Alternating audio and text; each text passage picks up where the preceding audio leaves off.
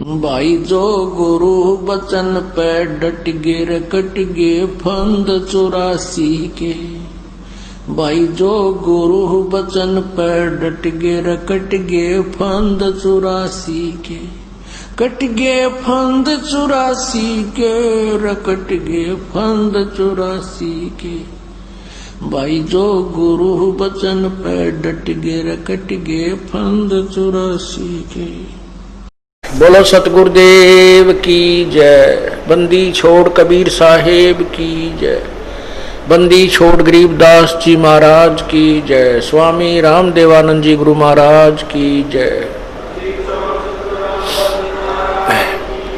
सर्व संतों की जय, सर्व भक्तों की जय, धर्मी पुरुषों की जय। श्री काशी धाम की जय, श्री छुडानी धाम की जय, श्री कनौथा धाम की जय, श्री बरवाला धाम की जय। सत साहिब ग्रीव नमो नमो सतपुरुष को नमस्कार। गुरु के नहीं सुर नर मुनि जन साधुआ संतों सर्वसदी नहीं। सतगुरु साहेब संत सब दंडोतम प्रणाम। आगे पीछे मध्य हुए तिनको जा कुर्बान। नराकार निर्विषम काल जाल वै भंजन। हम निर्लेपम निज नीर गुणाम अकल अनुबेशोन धुनम। सोहम सुरति समापतम सकल समाना नीरत लह। उज्ज्वल हिरंबर हरदम हम बेपरवाह था है। वार पार नहीं मध्य तुम ग्रीव जो सुमर सिद्ध होई। गणनायक गलता ना करो अनुग्रह सोई। पारस पद परवाना आदि गणेश मनाऊं। गणनायक देवन देवा चरण कमल लो लाऊं। आद अंत करूं सेवा परम शक्ति संगीतम। रिद्धि सिद्धि दाता सोई अवगत गुण अतीतम। सत्य पुरुष निर्मोही जगदम्बा जगदीश। मंगल रूप मुरारी तन मन अर्पों शीशम। भक्ति मुक्ति भंडारी सुर नर मुनि जन ध्याम। ब्रह्मा विष्णु महेशा शेष सहस मुख गावे। पूजय आदि गणेशा इंद्र कुबेर सरीखा। वरुण धर्म राय ध्यावे। समर्थ जीवन जी का मन इच्छा फल पावे। 33 कोटि अदारा जावे सहस 88। उतरे भव जल पारा कट है यम की फांसी। 33 कोटि आधारा जावे सहस 88। उतरे भव जल पारा कट है यम की फांसी। सत साहिब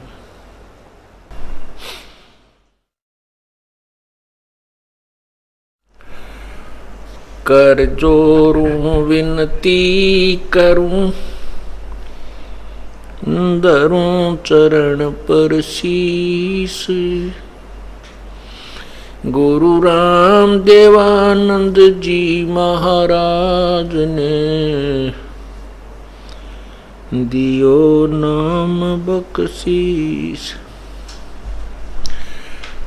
कोटि कोटि सिजदा करूं। कोटि कोटि प्रणाम। चरण कमल में राखियो मैं बांधी जाम गुलाम।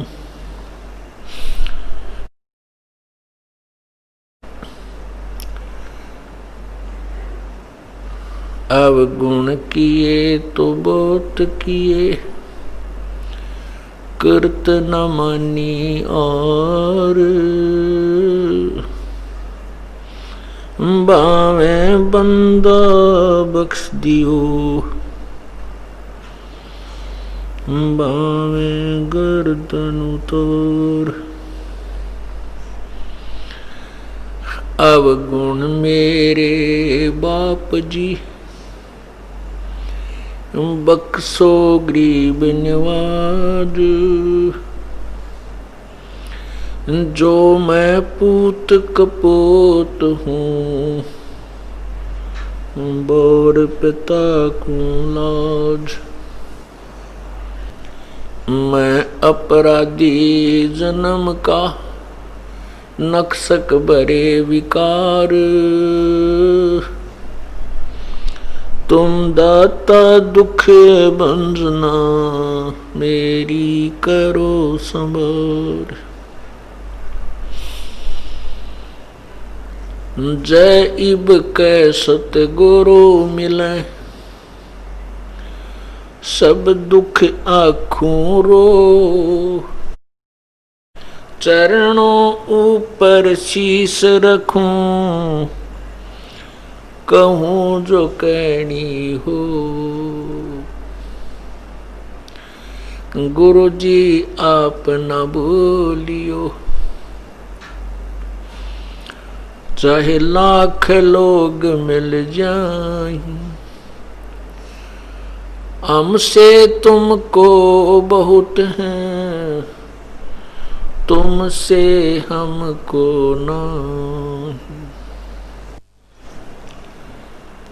तुम्हारे विसारे क्या बने, मैं किसकी शरण में जाऊं। शिव विरंच मुनि नारदा, तिनके हृदय न समाऊं। बंदी छोड़ दयाल जी, तुम तक हमारी डोर। जैसे कागज जहाज का, सोजत और न ठोरी।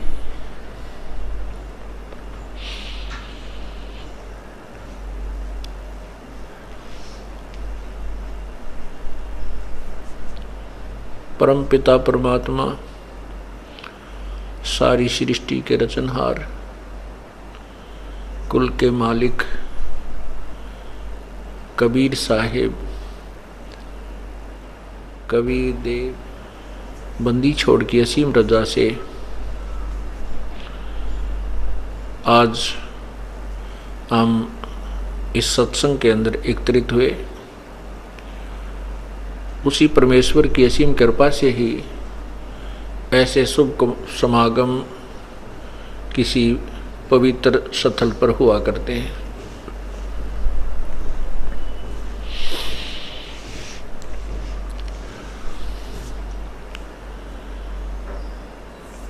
सत्संग में जो प्राणी आते हैं वो बहुत ही पुण्यकर्मी हुआ करते हैं।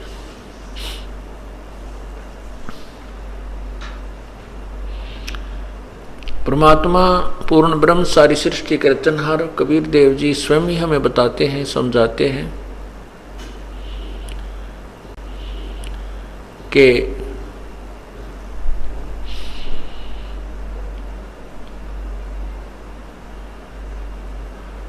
मानुष जीवन हमें किस लिए मिला है, इसका मूल उद्देश्य क्या है।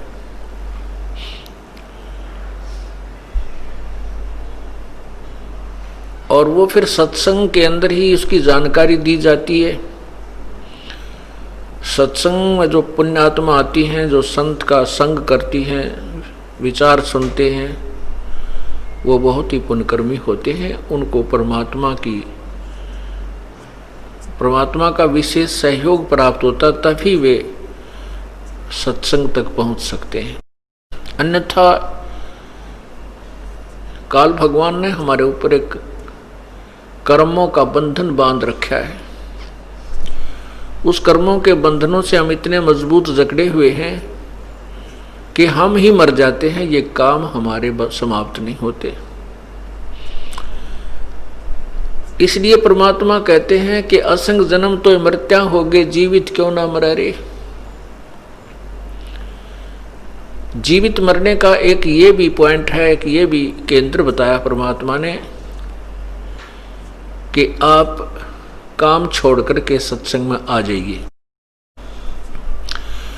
कितना ही आवश्यक कार्य है, आप प्रभु के चरणों में सत्संग में अवश्य आने की चेष्टा कीजिए। उसके आने के लिए हमने जीवित मरना होगा। जीवित मरने का तात्पर्य है, मान लीजिए आपकी किसी भी व्यक्ति की मृत्यु हो जाती है तो उसके जाने के बाद जिन कार्यों को वो स्वयं करना चाहता था वो कैसे होते हैं, कौन करता है। हम वो तो सदा के लिए मर जाता है, फिर नहीं उस परिवार में आता, और हम 3 दिन मरते हैं फिर चले जाते हैं वहीं पर। तो उस दौरान जो काम होगा आपका वो परमात्मा करता है या नहीं करता है, हिम्मत सी करनी पड़ेगी। प्रारंभ में तो ये थोड़ा कष्टदायक लगता है और फिर उसके पश्चात तो आपके ऊपर परमात्मा की नित प्रतिदिन नई नई मेहर होंगी, नई नई कृपा होगी, नए नए चमत्कार होंगे, फिर आपका दृढ़ विश्वास होता चला जाएगा। तभी ये काल के कर्म का बंधन या कैद, ये कर्मों के जो जंजीर हमारे जकड़ रखी है, ये टूट पाएगी।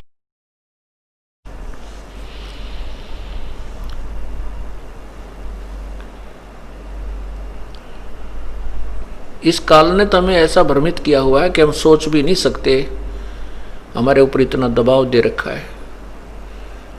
हमें ये पता भी होता है कि हमें हमारी मृत्यु होनी है, लेकिन हम इस अटकल पर अटके हुए हैं कि अभी नहीं मरना है हमने, क्योंकि हमारी आयु अभी इतनी है और मरने के लिए आयु 100 के आसपास चाहिए हो जाती है। हम 100 वर्ष तो जिएंगे या 100 से ऊपर भी चले जाते हैं। जो 80-90 के हो गए हैं उनको भी अटकल है कि अब शायद 100 तो पूरा हो ही जाता है, 100 वर्ष तक हम जीवित रहेंगे। वो तो अच्छी बात है। परमात्मा कहते हैं साथी हमारे चले गए, हम भी चालनहार, और कोई कागज में बाकी रह रही तात लागरी वार।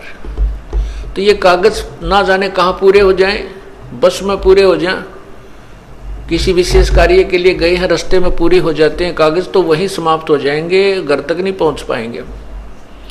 और जिन कामों को हम अत्यावश्यक मान रहे हैं और सत्संग को एक सेकेंडरी थिंग मान रहे हैं, एक एक्स्ट्रा जॉब मान रखी है हमने, तो वो तो हमारे साथ गए नहीं। और सत्संग में जो आए हुए जो पुण्य है या ज्ञान ग्रहण किया है, इसके आधार से हमने जो शुभ कर्म किए हैं वो हमारे साथ जाएंगे, वो सदा साथी रहेंगे। इसलिए कहते हैं सत्संग की आधी घड़ी और तप के वर्ष 1000, तो भी बराबर है नहीं, कहे कबीर विचार। सत्संग में तो आधी घड़ी और तप के वर्ष 1000, तो भी उस आधी घड़ी सत्संग के तुल्य उसका पुण्य नहीं है, उसकी साधना, उसका जो है भक्ति कर्म नहीं बनता। क्योंकि तप से राज्य बनता है, सिद्धियां आ जाती हैं, राजा बन जाता है। और राजा फिर कितने उल्ट सुल्ट का कार्य करता है ये सर्वविदित है।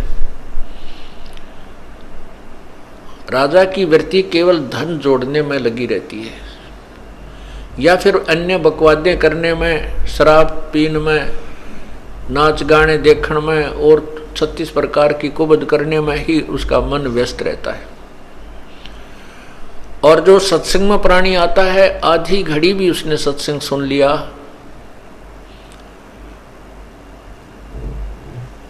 तो उसको कितना पुण्य होता है। संत मिलन को चालियो तज माया अभिमान, जो जो कदम आगे रखें ओहे यज्ञ समान। सत्संग में आधी घड़ी भी कोई बैठ गया तो उसके आने के लिए मैं जो वहाँ से लेकर चला है अपने स्थान से यहाँ तक जितने भी उसके कदम रखे गए, वो एक एक कदम एक यज्ञ के तुल्य है। और यहाँ तक उसने कितने कदम रखे, इतने यज्ञ का पुण्य उसको प्राप्त हुआ। और सत्संग में आधी घड़ी भी बैठ गया तो अगली बार उसकी रुचि बनेगी, एक घड़ी बैठेगा। क्योंकि कहते हैं तुलसी पिछले पाप से हरि चर्चा ना भावे, जैसे जबर के वेग से भाई भूख विदा हो जावे। जिस प्रकार किसी को जबर हो जाता है और उस जबर के कारण उसकी भूख समाप्त हो जाती है, भूख नहीं लगती, वो मनुखा दाख, किशमिश, सेब, संतरे, काजू, बादाम, अखरोट खाना जो प्रतिदिन आहार करता था, वो सब कड़वा लगने लग जाता है। न तो रोटी कड़वी है, ना सब्जी कड़वी है, ना मनुखा दाख कड़वी है, ना सेब कड़वी है, ना संतरा कड़वा है। वो बुखार की उस शरीर की व्यवस्था जवर ने बिगाड़ दी। उस जवर के प्रभाव से उसको मीठी वस्तु भी कौड़ी नजर आ रही है, कौड़ी महसूस हो रही है, कड़वी लग रही है। तो जिस प्रकार बुखार को नॉर्मलाइज करने के लिए, बुखार रोग को नष्ट करने के लिए कड़वी दवाई ही खानी पड़ती है, गोलियां खानी पड़ती है, और उन कड़वी बट्टी के खाने से ही वो बुखार धीरे धीरे कम हो जाता है। और जितना भी जबर कम होगा उतनी ही भूख लगनी प्रारंभ हो जाएगी। अब जैसे आधी घड़ी जो सत्संग में बैठेगा, उसके कानों के माध्यम से परमात्मा की अमृतवाणी अर्थात वो उसको अच्छी नहीं लगी, क्योंकि इसलिए तो आधी घड़ी के बाद उठकर चला गया। लेकिन आधी घड़ी में जितनी दवाई उसके अंदर प्रवेश हो गई है, उसने अपना काम अवश्य करना है, और उस पर वो मंथन भी करेगा, विचार भी करेगा, और फिर वो पुण्य जो उसका बन गया वो उसको कभी ना कभी फिर इधर घसीट ही लाएगा। फिर वो एक घड़ी बैठेगा, फिर घंटे बैठेगा, फिर तो पूछना, जैसे रोग कट जाता है, बुखार जबर उतर जाता है, और पहले वो एक ग्रास भी नहीं खा सकता था रोगी, और जब स्वस्थ हो जाता है वो कड़वी दवाइयाँ खाकर, फिर देखे 4-4 रोटी 5-5 रोटी इकट्ठा बैठा खा जाता है, चाहे सब्जी भी ना हो। और ऐसी भूख लगती है, रोटी ना तैयार हो तो घर वाले के सिर हो जाए, तुमने रोटी नहीं बनाई, भूख लग रही है जोर की। तो ऐसे ही जब आपका ये पाप कर्मों का जो जबर है ये नॉर्मल कम हो जाएगा और आप स्वस्थ हो जाओगे, ऐसी भूख लगेगी आप 100 200 किलोमीटर जा करके ये सत्संग सुनोगे, ये आहार आत्मा का प्राप्त करने की चेष्टा करोगे।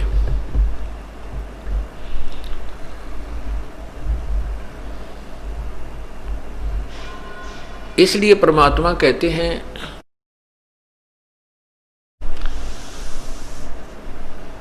राम नाम रटते रहो,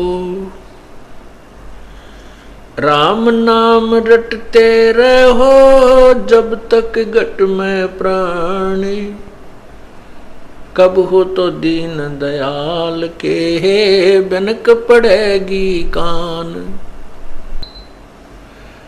राम नाम रटते रहो, आखिरी श्वास तक आप पूजा भक्ति चाहे किसी भी, जैसे गीता जी के अध्याय नंबर 8 के श्लोक 13 में कहा है कि मेरा एक ओम मंत्र है। गीता ज्ञान दाता भगवान कह रहा है मेरा एक ओम मंत्र है, उसका अंतिम श्वास तक सिमरण करना है।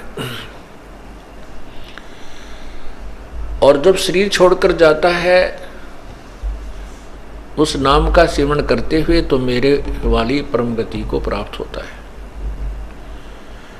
फिर 8वें अध्याय के 8, 9, 10 मंत्र श्लोक में कहा है कि जो उस परमात्मा की, पूर्ण परमात्मा की साधना करता हुआ, अंत समय में उसी के भाव में भावित रहता हुआ, उसी का सिमरण करता हुआ, भक्ति के प्रभाव से, उसके नाम की कमाई के शक्ति के कारण वो उसी परमात्मा के पास चला जाता है।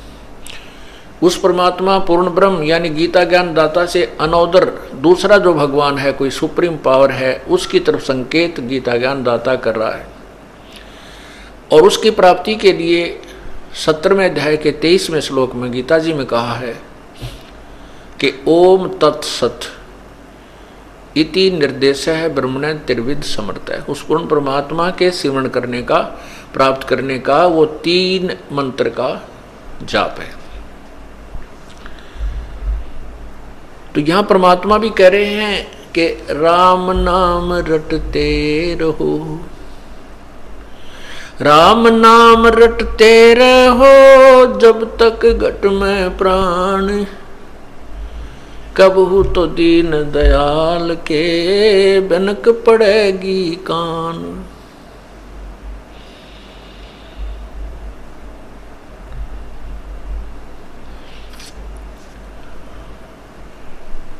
परमात्मा हमें यही बताना चाहते हैं कि आखिरी श्वास तक जाप आपने करना है। राम नाम परमात्मा के मंत्र को कहते हैं। प्रभु का नाम, प्रभु का नाम, पूर्ण परमात्मा का जो प्रभु का नाम है वो 3 मंत्र का है। ओम तत्सत। ओम तो ब्रह्म का जाप है, तत् और सत ये सांकेतिक शब्द हैं। ये तत्सत तत्सत कोई जाप नहीं है।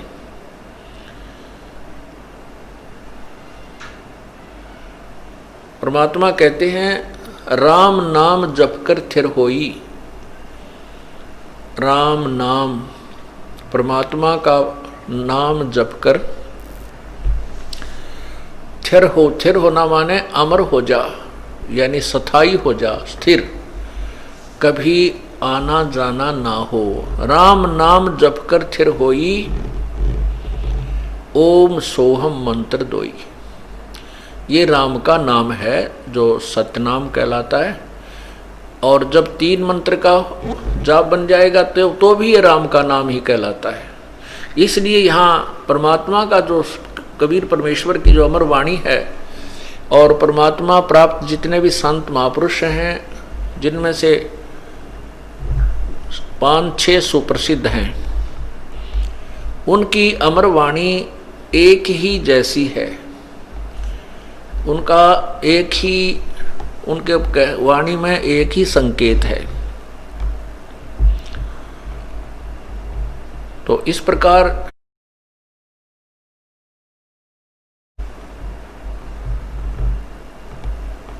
राम नाम के तरफ संकेत जो आता है संतों का, उस पूर्ण परमात्मा की तरफ है, पूर्ण राम की तरफ है। राम की परिभाषा क्या है? जैसे साहब कहते हैं, साहब कहते हैं। अब जैसे तहसीलदार भी साहब है और डीसी भी साहब है, कमिश्नर भी साहब कहलाता है, मंत्री भी साहब, मुख्यमंत्री भी साहब, प्रधानमंत्री भी साहब, राष्ट्रपति जी को भी साहब ही बोलते हैं। ये सभी साहब अर्थात राम स्वामी प्रभु कहलाते हैं। लेकिन इन साहबों की शक्ति में बहुत अंतर है। ऐसे ही हम जिस राम की तरफ संकेत करते हैं, परमात्मा कबीर परमेश्वर जी या उसको प्राप्त संत, तो वो उस पूर्ण राम की तरफ, पूर्ण परमात्मा की तरफ ही संकेत होता है। तो वहां उसी राम की तरफ संकेत कर रहे हैं। राम नाम रटते रहो, राम नाम रटते रहो जब तक घट में प्राण, कब हो तो दीन दयाल के भनक पड़ेगी कान। मानुष जन्म पाके नहीं रटे हरि नाम, जैसे कुआ जल बिना फिर बनवाया किस काम।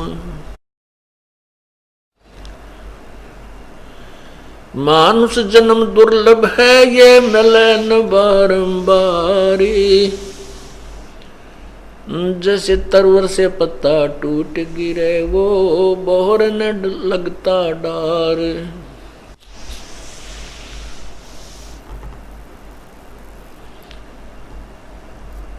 साथी हमारे चले गए हम भी चालन हार, कोई कागज में बाकी रह रही तात लगी है वार।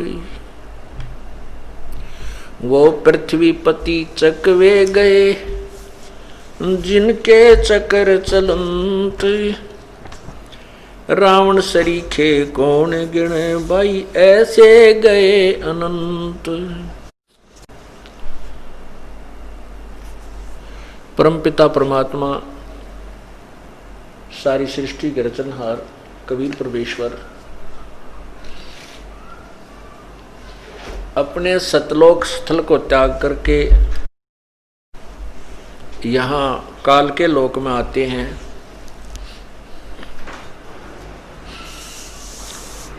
और हम काल के जाल में फंसे हुए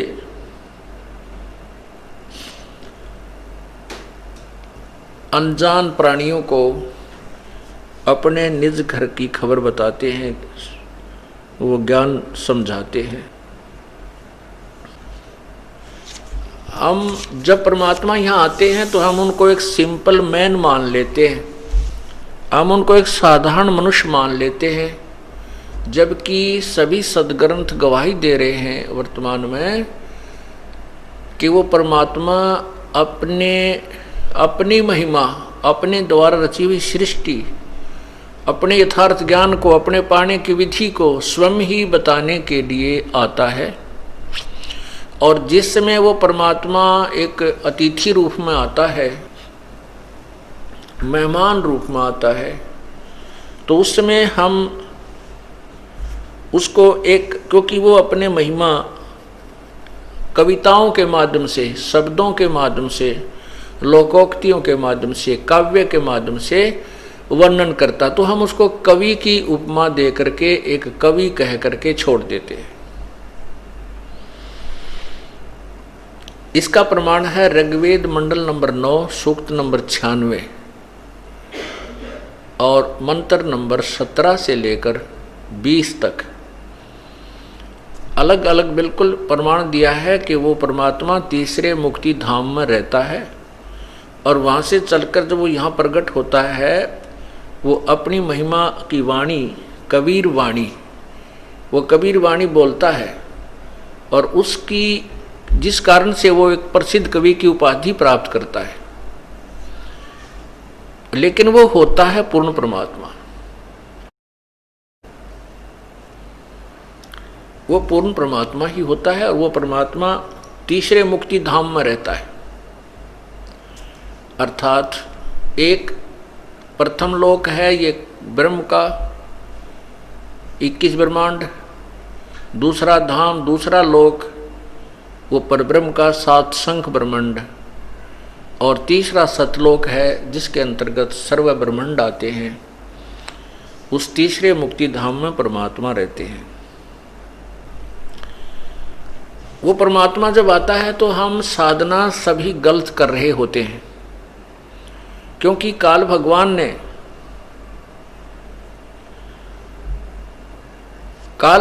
ने अपने नकली दूत भेज करके सभी श्रद्धालुओं को शास्त्र साधना के ऊपर आरूढ़ किया हुआ होता है,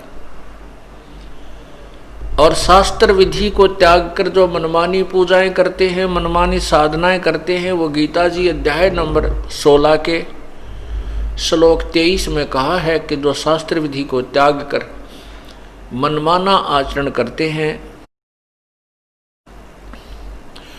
उनको न तो कोई सुख होता है, न उनकी परम गति होती है, और न ही उनकी कोई सिद्धि भी प्राप्त नहीं होती है, उनका कोई कार्य सिद्ध नहीं होता, अर्थात व्यर्थ। इसलिए गीता जी अध्याय नंबर 16 के ही श्लोक 24 में कहा कि अर्जुन, इसलिए तुझे भक्ति करने में जो कर्म त्यागने हैं, अर्थात जो साधना तू कर रहा है वो नहीं करनी चाहिए, या करनी चाहिए वो शास्त्रों से ही कंपेयर कर, सदग्रंथों से तुलना कर, किसी के कहने पर विश्वास मत करना, और जो संत सदग्रंथों के अनुसार साधना बताता है उसी की बात पर विश्वास करना। इसलिए तेरे लिए शास्त्र ही प्रमाण है। पुण्यात्मा, परमेश्वर कबीर परमेश्वर अर्थात पूर्ण ब्रह्म प्रत्येक युग में प्रकट होते हैं और वो इस काल के जाल को समझाने का प्रयत्न करते हैं। सतयुग में भी आते हैं, त्रेता में भी आते हैं, द्वापर में भी आते हैं और वो कलयुग में भी आते हैं। सतयुग, त्रेता, द्वापर में जब परमात्मा आते हैं तो बहुत ही कम व्यक्ति उनकी बातों पर विश्वास कर पाते हैं, क्योंकि उस समय इतना घोर कष्ट नहीं होता और उन पुण्यात्माओं के पिछले पुण्य बहुत अच्छे होते हैं, वो ऐसे अपने जीवन को ठीक ठाक व्यतीत कर जाते हैं। इतनी परेशानियां नहीं होती जैसे आजकल देखकर रोग कितने भयंकर हो जाते हैं। असाध्य रोग हैं। वैज्ञानिक लोग एक रोग की कंट्रोल करने की तैयारी करते हैं, कुछ निकट पहुंचते हैं तब तक कोई एक और नया तैयार हो जाता है। तो वर्तमान में परमात्मा ने जो 600 साल पहले कहा था कि एक समय जो भक्ति युग आएगा उस समय इन सभी प्राणियों को पार करेंगे। सतयुग, त्रेता, द्वापर में परमात्मा की वाणी पर बहुत कम विश्वास करते हैं, क्योंकि हम जो संस्कृत बोलने वाले महर्षि जो तप करते हैं, हठ योग करते हैं, ऐसे आकड़ कर बैठे रहते हैं, हम उनको ही साधक और संत और पहुंची हुई आत्मा मानते रहते थे। उन पुण्यात्मा जो साधना करते थे, वो जो वेदों के मंत्रों का बार बार रिपीटिशन करते रहते हैं, उससे सिद्धियां आ जाती हैं और सिद्धियों से वो किसी का जो है अपकार कर देते हैं, किसी का उपकार कर देते हैं, जिस कारण से हम भय के कारण उनको परम संत मान लेते हैं, पहुंचे हुए महान आत्मा मानते रहे और उन्हीं की बातों पर विश्वास करते रहे। और जो वेदों और गीता जी तथा सब ग्रंथों में जो सिंपल वे ऑफ वर्शिप है, जो साधारण सा भक्ति का तरीका है, जो मोक्षदायक है, जिसको जन साधारण भी कर सकता है, गरीब से गरीब कर सकता है, अमीर से अमीर कर सकता है, उसको राजा भी कर सकता है, उसको कर्मचारी भी कर सकता है, उसको मजदूर भी कर सकता है, जो वास्तविक है, यथार्थ है, उस पर हमें विश्वास नहीं हो पाया। क्योंकि जितने भी साधु संत ऋषि हमने देखे, वो हठ योग जंगलों में जा करके आकड़ के बैठ जाते, खाना न पीना, नहाना न धोना, दाढ़ी बढ़ जाती, सिर के बाल बढ़ जाते, तो वो तो डले ढो रहे थे। डम्ब करे डूंगर चढ़े वो अंतर झिनी झूले, जग जाने बंदगी करे वो बोवे सूल बबूले। उनकी वो प्रक्रिया देख करके, उनका जो हठ योग देख करके जनसाधारण तो सोचते हैं कि ये बड़े अच्छे भाव पुरुष हैं, लेकिन बुद्धिमान लोग बताते हैं कि वो तो डले ढो रहे थे, वो साधना ठीक नहीं थी, क्यों शास्त्र विधि को त्याग कर उनका मनमाना आचरण था। जैसे वेदों की प्राप्ति ब्रह्मा जी को हुई बाद में, और जब ब्रह्मा जी की उत्पत्ति हुई वो कमल के फूल पर बैठा था, क्योंकि काल भगवान ने ब्रह्मा को जन्म होते ही कोमा में कर दिया, अचेत कर दिया दुर्गा के माध्यम से। दुर्गा एक प्रेतनी की तरह प्रवेश कर जाती है और ब्रह्मा विष्णु शिव तीनों में 3 रूप अलग से नाना रूप बना करके प्रवेश हो जाते हैं, उनको बेहोश रखती है अपनी शक्ति तय। ब्रह्मा जब जवान हुआ तो उसको सचेत कर दिया, कमल के फूल पर बैठा था। वो कहता है कि मुझे काफ़ी समय तक मैं उस कमल के डंठल को पकड़कर ऊपर नीचे घूमता रहा, मुझे कहीं पृथ्वी नजर नहीं आई, जल ही जल नजर आता था। उसी समय आकाशवाणी हुई कि तप करो, तो मैंने 1000 वर्ष तक कमल के फूल पर बैठकर तप किया, हठ योग किया। ये जो तप करना है ये आउट ऑफ सिलेबस है, और ये काल भगवान जो है इस आउट ऑफ सिलेबस को ज़्यादा महत्व देता है, ताकि ये प्राणी हठ योग करके बैटरी चार्ज करके मेरे ही इस काल के जाल में फंसा रहे और यहीं ऊट पटांग करके उलझ पुलझ रहे। उसके बाद ब्रह्मा जी ने वेदों को पढ़ा, सागर मंथन हुआ। सागर मंथन में 4 वेद इस काल भगवान ब्रह्म ने अपने श्वासों से, जैसे कंप्यूटर से दूसरे में फैक्स कर दिए जाते हैं, बाहर निकाल दिया जाता है, ऐसे उसने जल में छोड़ दिए और वो जल से बाहर आए तो ब्रह्मा ने उनको पढ़ा। तो वेदों में ओम नाम लिखा है।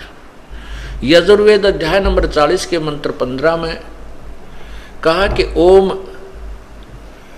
कर्तुम समर किलवे समर और कर्तु समर। ओम नाम का जाप काम करते करते सिमरण करो, विशेष कसक के साथ श्रवण करो और मनुष्य जीवन का परम कर्तव्य मान करके श्रवण करो। तो उन महर्षियों ने ये नहीं पढ़ा कि उसमें ये भी लिखा है 40 में, यजुर्वेद अध्याय नंबर 40 के मंत्र 10 में और 13 में, कि परमात्मा के विषय में कोई तो जन्म लेने वाला बताता है कि वो साकार रूप में जन्म लेकर आता है, कोई कहते वो जन्म लेता ही नहीं, स्वयंभू है। इसके विषय में कोई तत्वदर्शी संत ही जानकारी देते हैं, उनसे सुनो। अर्थात परमात्मा की महिमा, उस तत्व ज्ञान को, यथार्थ ज्ञान को तो इन वेदों से ज्ञान से भी अलग कोई संत बताएगा, तत्वदर्शी संत, उसे सुनो। अब वो तत्वदर्शी संत तो उनको मिला नहीं। ब्रह्मा जी ने की जैसी बुद्धि काम की या काल ने जैसा उनको अर्थ दिया, उन अर्थों उनके आधार से ओम नाम के जाप को और पूर्ण परमात्मा का मान के सेवन शुरू कर दिया। ओम नाम का जाप और प्लस में वो शास्त्र विरुद्ध साधना हठ योग जो पहले आकाशवाणी काल भगवान ब्रह्म ने की थी, उसको भी परमात्मा का आदेश मान करके सभी ने स्वीकार कर लिया। इस प्रकार शास्त्र विरुद्ध साधना पर हम ज्यादा आरूढ़ हो गए, क्योंकि नाम जाप करने लग जाओ, कुछ देर में ये मन तो कुछ और ही विचार करेगा, सोचेगा चल वहाँ घूमाते हैं, वहाँ से चलते हैं, ऐसा काम कर लेते हैं, उस काम को नाम को छुड़वा देगा। और ये हठ योग करके बैठे रहे हजारों वर्षों तक, कभी कोई दिक्कत नहीं आई, क्योंकि काल चाहता है कि ये शास्त्र विरुद्ध साधना पर लगा रहे, अपना जीवन व्यर्थ कर ले, चाहे लाख वर्ष बैठा रहे और सत भक्ति ना कर ले, कहीं ये तेरे जाल से निकल ना जाए। तो पुण्यात्माओं, हमने इस काल के जाल को समझकर सावधान हो करके और सिर पे पांव रख करके अब दौड़ना है, अर्थात साधना करनी है, तभी हम इस काल के जाल से निकल पाएंगे। नहीं तो बहुत भयंकर जाल है। कहना आसान है लेकिन करना बड़ा डिफिकल्ट है। और जो डिफिकल्ट यानी कष्टदायक काम को करेंगे तभी तो हम सफल होंगे। जैसे बच्चे हैं, स्टूडेंट विद्यार्थी हैं, उनको खेलना तो अच्छा लगता है, सिनेमा देखना भी अच्छा लगता है, लेकिन वो जो अध्याय याद करेंगे सब्जेक्ट, वो कठिन तो है लेकिन वो करना ही पड़ेगा और उसको करके ही वो सफल होंगे, तभी वो आगे चल के उस उद्देश्य को पूरा करेंगे जिसके लिए वो पढ़ रहे थे, वो लाभ उनको प्राप्त हो सकेगा। इसी प्रकार आपने यही सिलेबस ही करना होगा। सिलेबस से बाहर नावल पढ़ना भी व्यर्थ है। ऐसे ही जो सत साधनाएं हैं, सत्संग है, सच्चा ज्ञान है, इसी को सुनना है, यही साधनाएं करनी है। और दूसरी चाहे हमने अच्छी भी लगे, क्योंकि वो तो नावल हैं, वो नहीं पढ़ने। अर्थात हमने अपने सिलेबस के अंतर्गत ही रहना है और वही स्टडी करनी है। अर्थात जो शास्त्र हमारे बताते हैं उतना ही हमने अभ्यास करना है, उन्हीं की कथाओं को सुनना है, उसे बाहर का कोई ज्ञान ग्रहण नहीं करना है। वो लोक वेद है, उस लोक वेद को त्यागना है। हमने इस यथार्थ वेद को, स्वसम वेद को ग्रहण करना है। तो काल भगवान चाहता है कि ये सत साधना ना करके और ही डलेट होता रहे। उसको समझाते हुए क्या बताते हैं,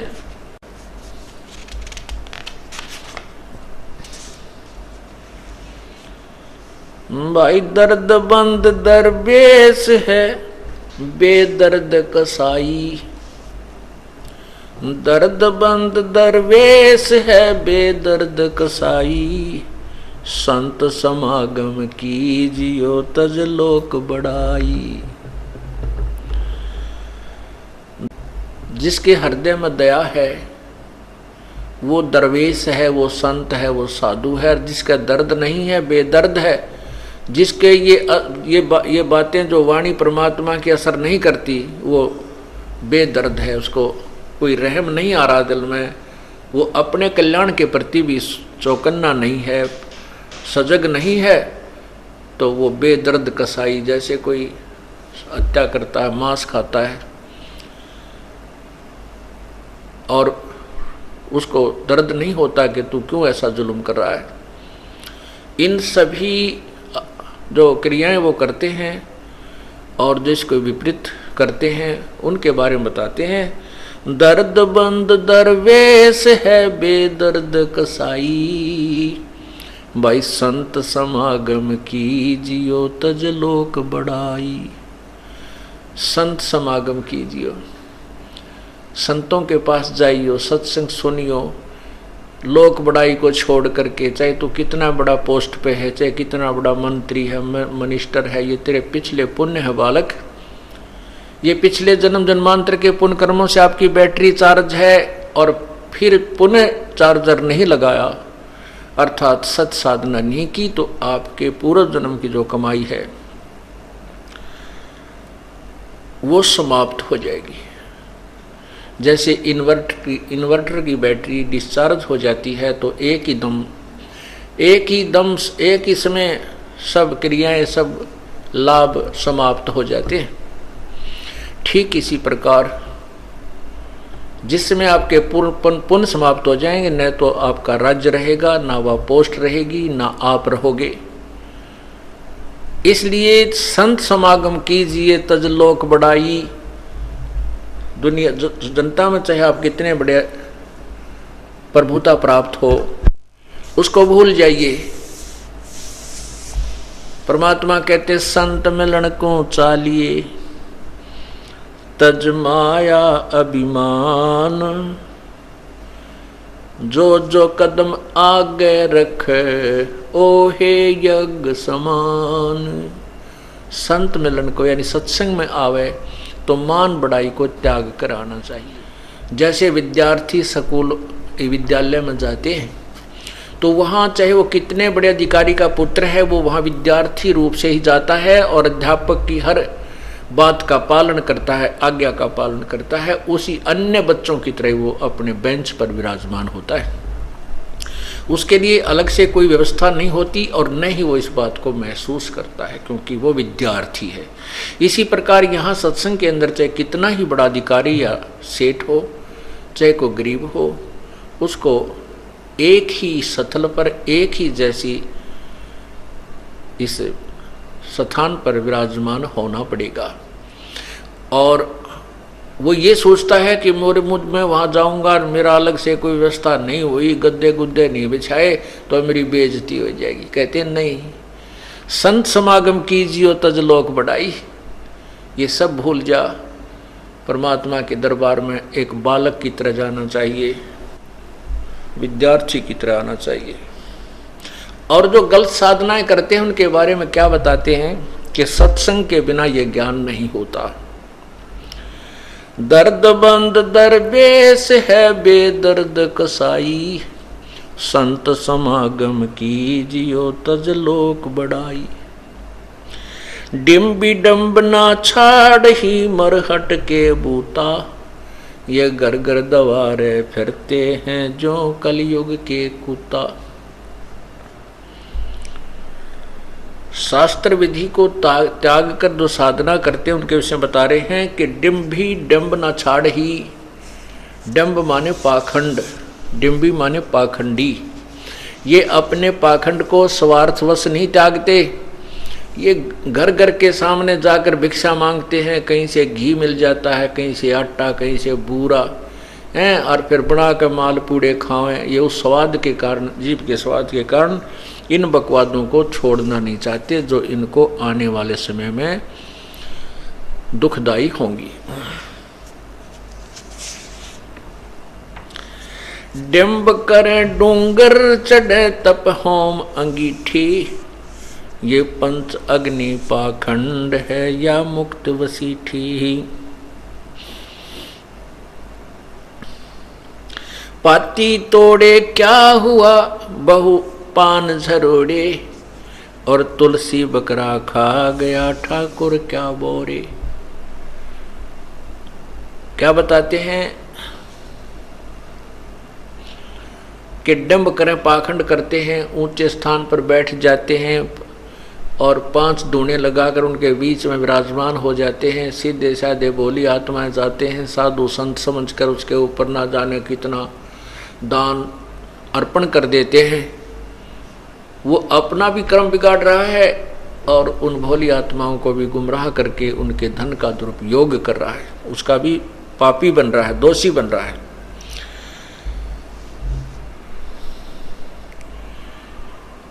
पीतल ही का थाल है पीतल का लोटा, साधना गलत कर रहे हैं, शास्त्र विरुद्ध उसके विषय में बता रहे हैं। पीतल ही का थाल है पीतल का लोटा, भाई जड़ मूर्त को पूजते आवेगा टोटा। टोटा माने हानि, हानि होगी, नुकसान होगा। पीतल का थाल लिया और पीतल का उसमें लोटा रख लिया और चला फिर मंदिर में उस मूर्ति को पूजने के लिए।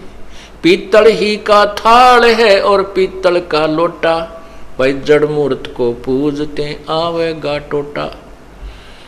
जो साधना आप कर रहे, शास्त्र विधि को त्याग कर वो मनमाना आचरण जो कर रहे हो, उसके करने से आपको लॉस होगा, हानि होगी, आपको टोटा होगा, भक्ति मार्ग का धन नहीं मिलेगा। फिर क्या बताते हैं, पीतल चमचा पूजियो जो खाना परोसे, जड़ मूर्त ना किसे काम की मत रहियो भरोसे। कहते उस पीतल के थाल न, पीतल की मूर्ति ने पूजन चला, इससे अच्छा तो पीतल के चम्मच ने पूज ले, जो कुछ काम तो आ रहा है। गरम गरम सब्जी को, खीर को, हलवे को निकाल करके और थाली में डाल रहा है, वो उससे तो वो पूजनीय है उस जड़ मूर्त से। उस पीतल की मूर्ति से वह किससे काम भी ना आती। कहने का भाव यह है कि वो ही अच्छा, उससे तो तेरे उस पीतल के भगवान से तो चमचा अच्छा कुछ काम तो कर रहा है। चम्मच पीतल चमचा पूजियो जो खाना परोसे, जड़ मूर्त किस काम की मत रहियो भरोसे। काशी गया प्रयाग रे हर पैड़ी नाहे, द्वारा मती दर्शन किए बहु दो दाग दगाए। इंद्रदौन स्नान कर पुष्कर परसे, द्वादश तिलक बना के बहु चंदन चर्चे। 68 तीर्थ सब किए वृंदावन फेरी, सतनाम बिना खुले नहीं वाह दिव्य दृष्ट अंधेरी। कहीं कितने ही तीर्थों पर आप जा लीजिए और कितने ही इन तीर्थों पर दान पुण्य आप करते रहिए, जब तक सच्चा नाम नहीं मिलेगा तब तक तेरी वो दिव्य दृष्टि नहीं खुलेगी। परमात्मा पाने का मार्ग वो दूरबीन नहीं आपको प्राप्त होगी।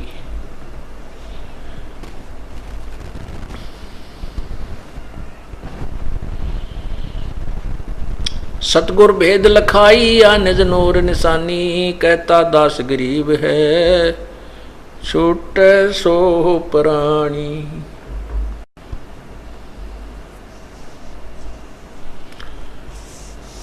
अब जिन्होंने सत साधना की उसके बारे में बताते हैं कि नाम के महत्व को आपको समझाता हूं। परमात्मा कहते हैं अपनी वाणी में, सुनो महात्म नाम का मुजर चलवाई, अजामेल गण का तेरे और सदन कसाई। सुनो, नाम की महिमा आपको सुनाते हैं कि जो साधना आप कर रहे हो उनसे तो कोई लाभ होने वाला है नहीं, और जिन महापुरुषों के तुम गुणगान करते हो वो नाम से ही मोक्ष प्राप्त करके अपना जो स्वर्ग प्राप्त किया है, जिसने जैसी साधना की उस स्थान को नाम से ही प्राप्त किया है, इन साधनाओं से नहीं जो तुम कर रहे हो। सुनो महात्म नाम का मुजर चलवाई, अजा मेल गणिका तेरे और सदन कसाई। ओहो। वाल्मीकि ब्रह्मलोक को गए नाद बजाई, शंख पंचायन बाजिया पंडो यज्ञ रचाई। मरते गौ जवाई जहाँ सिकंदर आए, ऐसा अचरज की ना दूध के देग बराए। रोटी तमर लंग की खासात पादशाही दीनी, धर्मदास उधारिया था शिष परवीनी। रंका बंका तिर गए और सेऊ सूचा, सम्मन कह सतगुरु गए उनसे कौन ऊंचा। सूजा से ना पीपा तेरे और नानक नामा, दना भगत से उदरे पहुंचे सतधामा। दरु प्रहलाद स्वर्ग गए और जनक विदेही, धर्मराय की बंद तोड़िया सुख दे संग लेही। सुल्तानी बादशाह थे तजबलख बुखारा, ऐसे सतगुरु बेलिया बल औगण गारा। गोपी चंद और भरतरी भल जोग विजोगी, राम थली रोशन करी शीतल रस भोगी। पूर्ण ब्रह्म कबीर है तोड़े जम जाला, दादू दरस अरस बहे परस बहे पिया प्रेम पियाला। केते अमली अमल में उस देश दीवाने, ऊंचे कुल को कोस ना हो दूर समाने। कौन ऊंच कौन नीच है चढ़ नाम निवारे, गरीब दास आजीज तेरे बूढ़े बटपारे। अब यहाँ परमात्मा ये समझाना चाहते हैं कि सुनो महात्म नाम का मुजरा चलवाई, अजामेल गणका तेरे और सदन कसाई। ओए होए।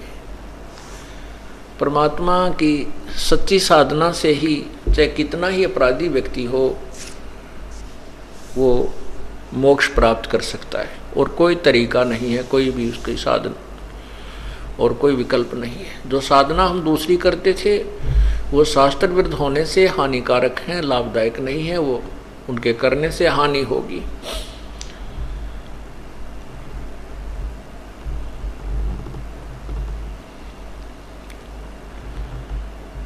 जैसे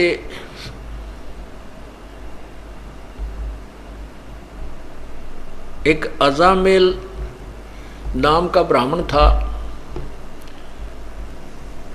और कुसंगत में पड़ने से वो शराब पीने लग गया और भी दुराचार करने लगा। उसी नगर में एक वैश्या थी, वैसा गमन करने लगा और उस वैश्या से उसने विवाह कर लिया।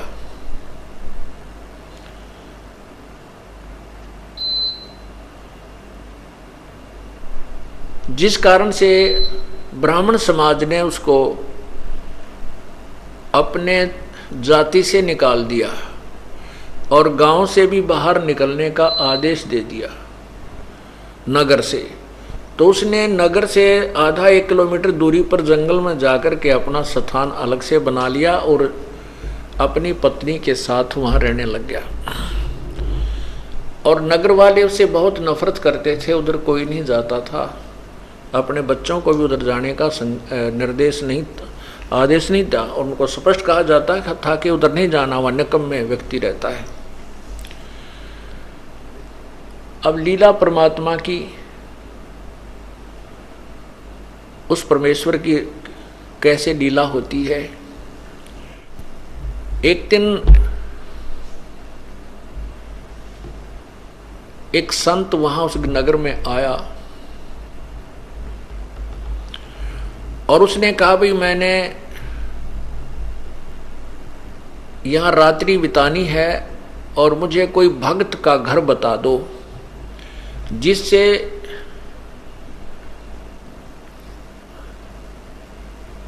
मेरा जो है भक्ति कर्म ना बिगड़े, मैं अपना साधना भी कर लूं उस भगत के घर बैठ के, और मुझे 2 रोटी भी मिल जाए।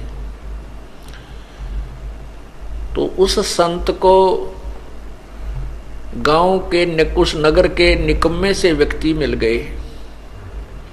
वो कहने लगे, बाबा जी साधु संत तो नगर से बाहर रहा करते हैं, और जिस प्रकार के आप भगत चाहते हो वो हम बताते हैं। वो सामने इधर चले जाओ, ये रास्ता जा रहा पगडंडी सी, और वहाँ एक भक्त रहता है बाहर, सपरिवार वहाँ रह रहा है, आप वहाँ जाओ।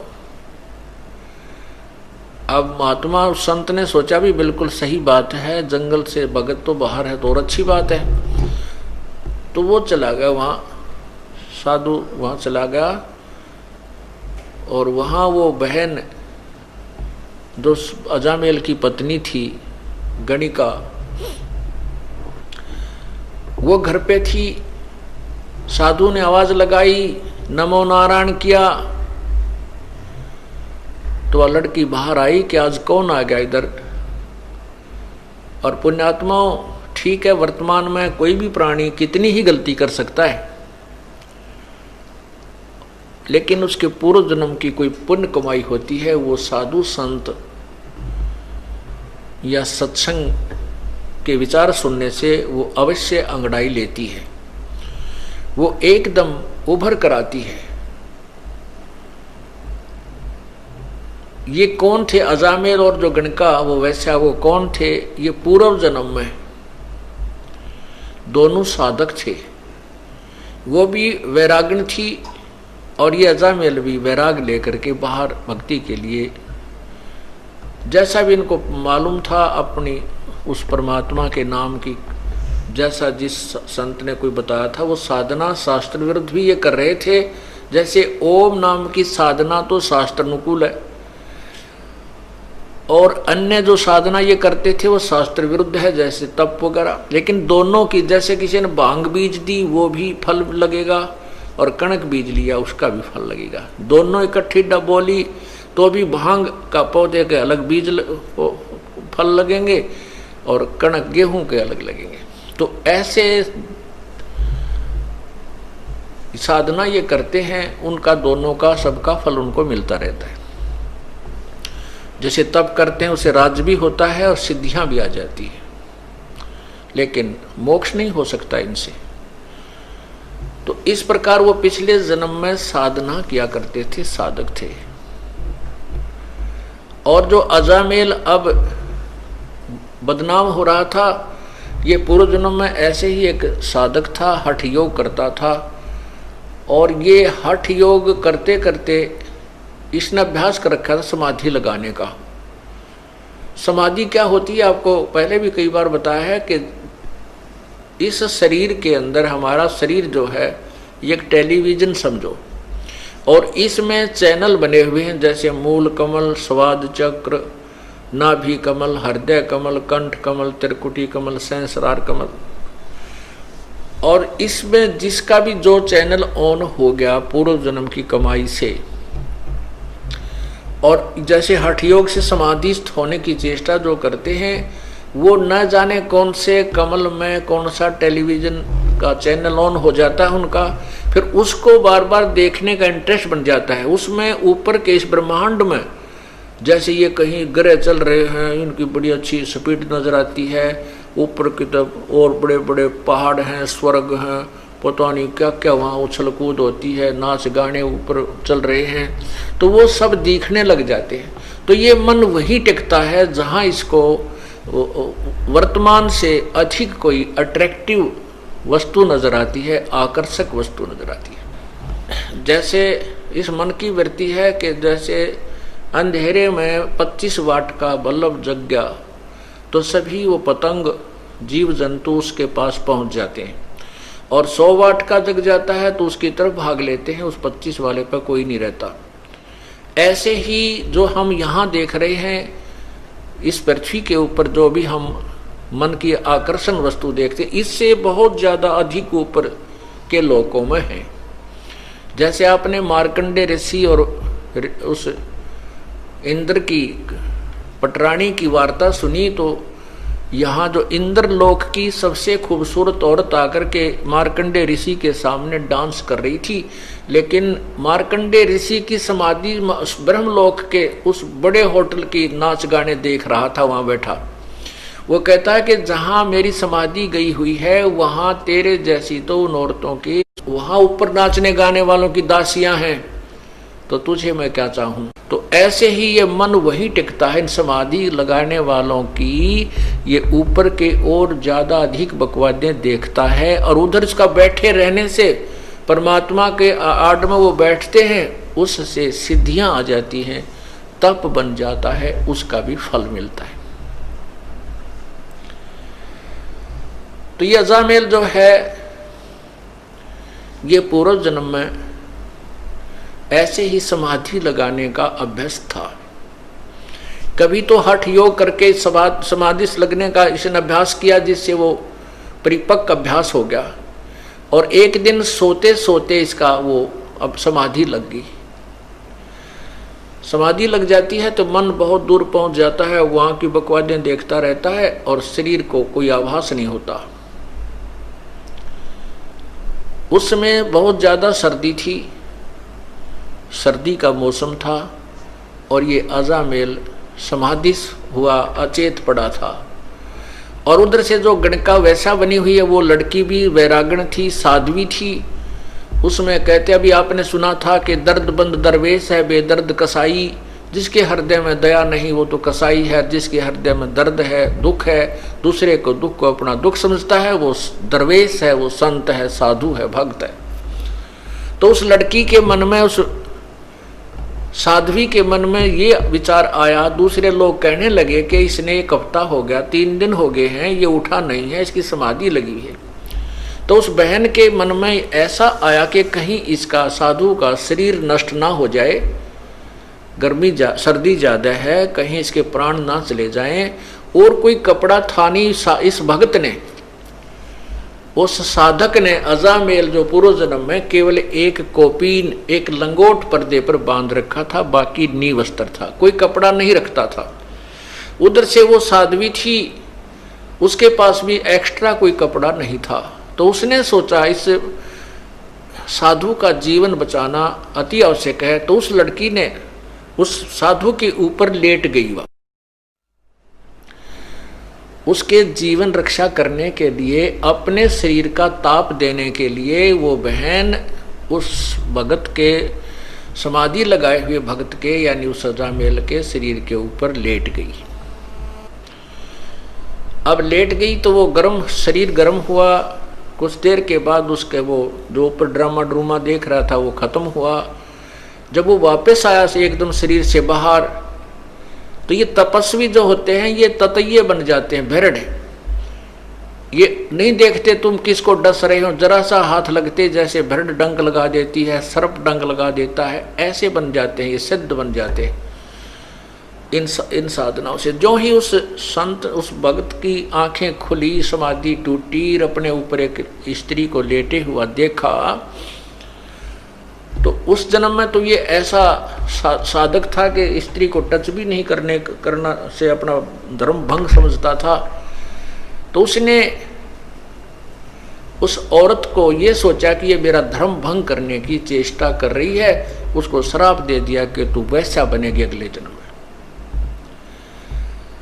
तो उधर से वो भी उससे कैसी थी, दया तो थी उसमें, ये तो साधु में होता है, तभी तो भगवान की साधना की तरफ चलता है, दयालु जिसमें दया होती है।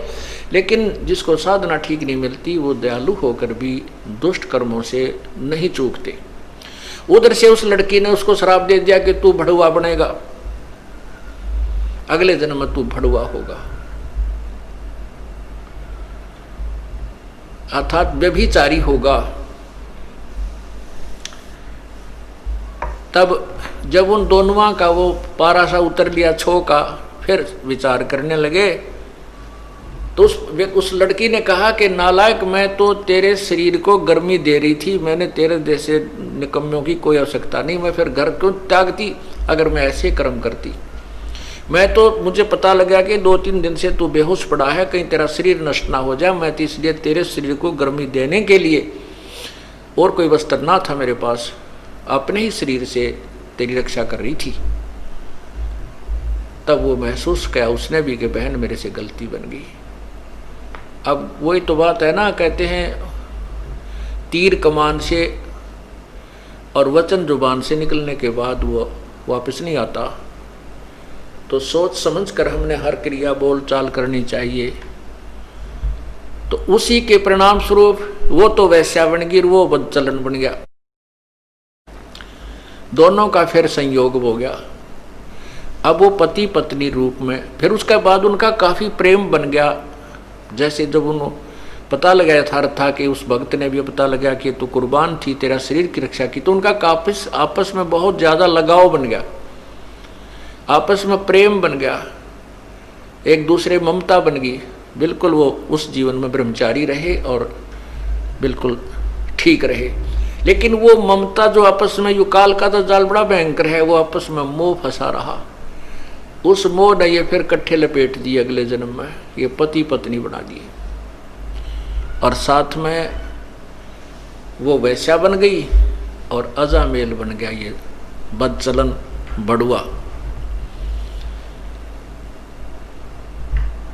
अब वो साधु वहां संत पहुंचा उसके द्वार पे, तो वो लड़की जो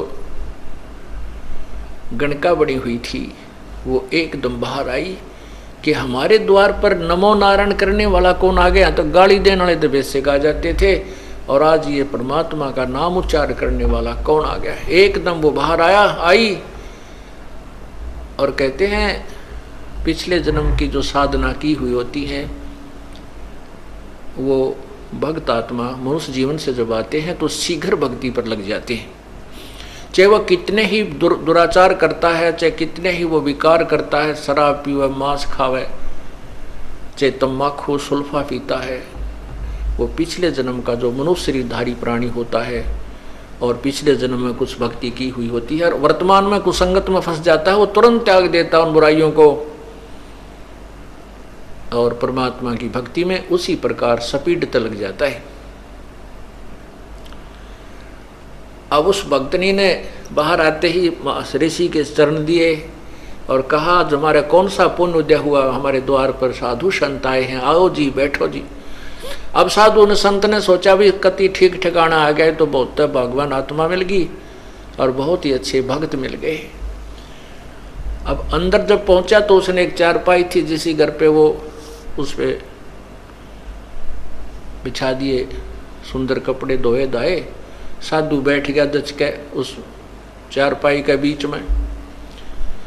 दोपहर के बाद का समय था, 2-3 बजे 4 बजे, और वो अजामेल गया हुआ था जंगल में शिकार खेलने, शिकार लेने के लिए। कोई मर्ग, कोई पशु पक्षी मार के लिया करता डेली और हाथ तक काट के शराब पिया करता वहां जंगल में बना करके मदिरा। तो वो आया, उसने क्या कर रखा कि कंधे पे लठे और लठ के अंदर एक वो टांग रखा हिरण मार के, और आते ही वो पटक दिया आंगन में। जड़ा महात्मा बैठे थे उसके साथ में ही, और नो पटक, जब नो ना देखा कि महापुरुष बैठा सामने, उसने आते ही दुखी सा हो रहा था, कहा ले भगवान तो सारा दिन में एक का पाया, सारा दिन लग गया, एक ही मर्ग मिला, बड़ी मुश्किल से हाथ लगा। अब जब उसने वो मर्ग वहां पटका तो वो साधु की नजर गई, भाई के खुड़का हुआ कौन बोला।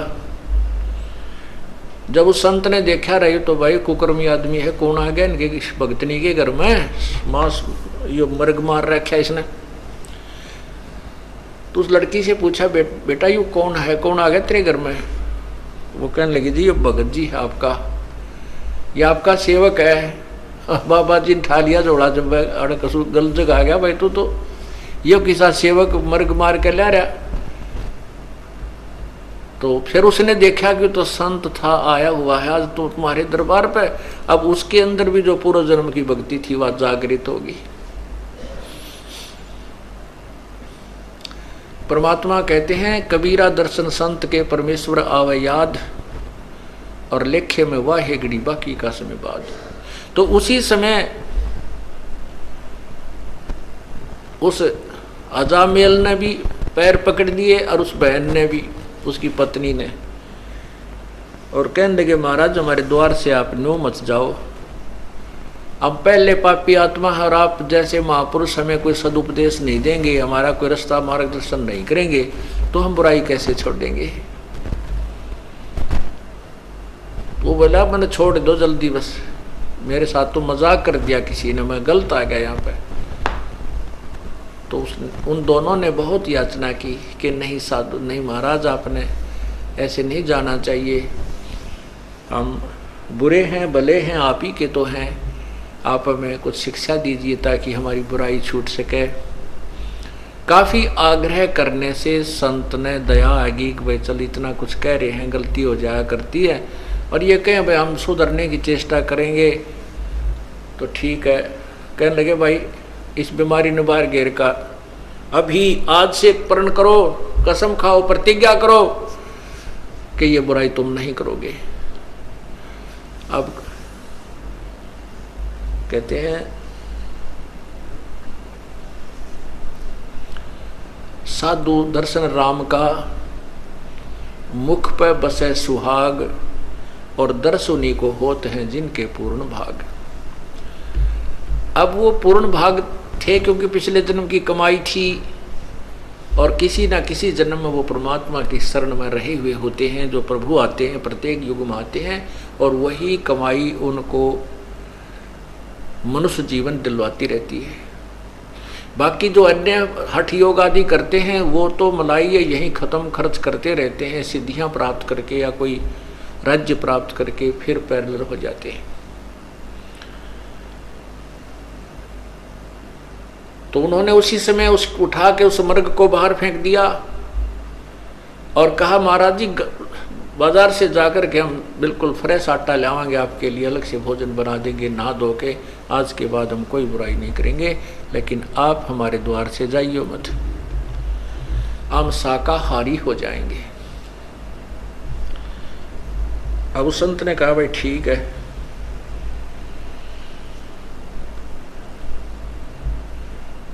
तो क्या हुआ, गर्मियों के दिन थे, गर्मी का मौसम था। अब वो भोजन ला करके बाहर से उन्होंने नहा धो कर स्वच्छ हो करके सारा घर दोबारा लीप लाप के पवित्र कर दिया। कहने का भाव कि उस संत का पेटा भर दिया, तक भाई ई भी ये बिल्कुल ठीक हो गए। तो उसके मन में आया कि परमात्मा ने शायद तुम्हारे लिए ही मुझे यहाँ भेजा है। जैसा भी संत के विचार होते हैं वो अच्छे ही हुआ करते हैं, चाहे वो किसी भी भगवान की साधना कर रहा है। उसके जैसे खेल के खिलाड़ी होते हैं, उनके कोई किसी भी खेल में खेल रहे हैं, उनके नियम और वो सब उसे परिचित होते हैं।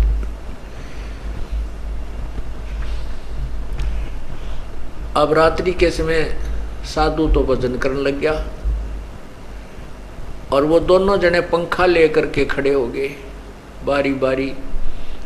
फिर वो भजन साधना करके लेट गया, तो लेट के आसपास छिड़का कर दिया पानी का, और ऐसे पंखा बारी बारी कभी वो खड़ी हो जा कभी वो खड़ा हो जा, उसको साधु को हवा कर रहे हैं। सुबेरा संत बोला भाई भक्तों एक काम करो, तुम नाम ले लो, भगवान का नाम जप्या करो। तो वो कहने लगे महाराज जी मारे पर नाम में कोई नहीं लिया था, और कोई को बात करवा ले, कितना कठिन काम करवा ले, यो नाम नहीं लिया जाता। तुलसी पिछले पाप से हरि चर्चा ना भावे, जैसे जबर के भेगते भाई भूख विदा हो जावे। न बोले जी नाम नुम ताम लेते नहीं, बाकी आपके चेले पक्के हो गए, आप बुराई नहीं करेंगे, आपने कसम खा ली। तो संत ने सोचा अपने आत्माओं जैसे ये जो कथाएं हम सुना करते ना कि भाई एक अजाम उसने संत ने लड़के का नाम नारायण रखने को कह दिया और उस नारायण नारायण करने से वो पार हो गया, ऐसा नहीं। ये यथार्थ कथा आपको सुना रहा हूं उसी नारायण नाम के ऊपर।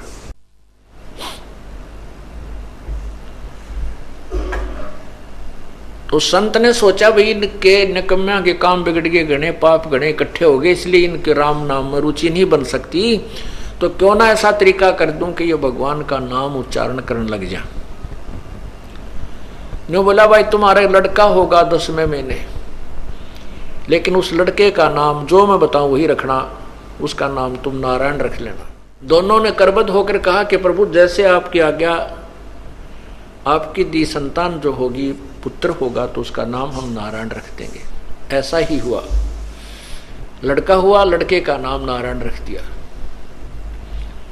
अब छोटा बालक बुढ़ापे में बहुत प्यारा लगता है, छोटा बच्चा वैसे भी ज्यादा प्रिय होता है, लड़का हो चाहे लड़की। तो वो लड़का जब उसके इतना मोह हो गया उस नारायण नारायण करता,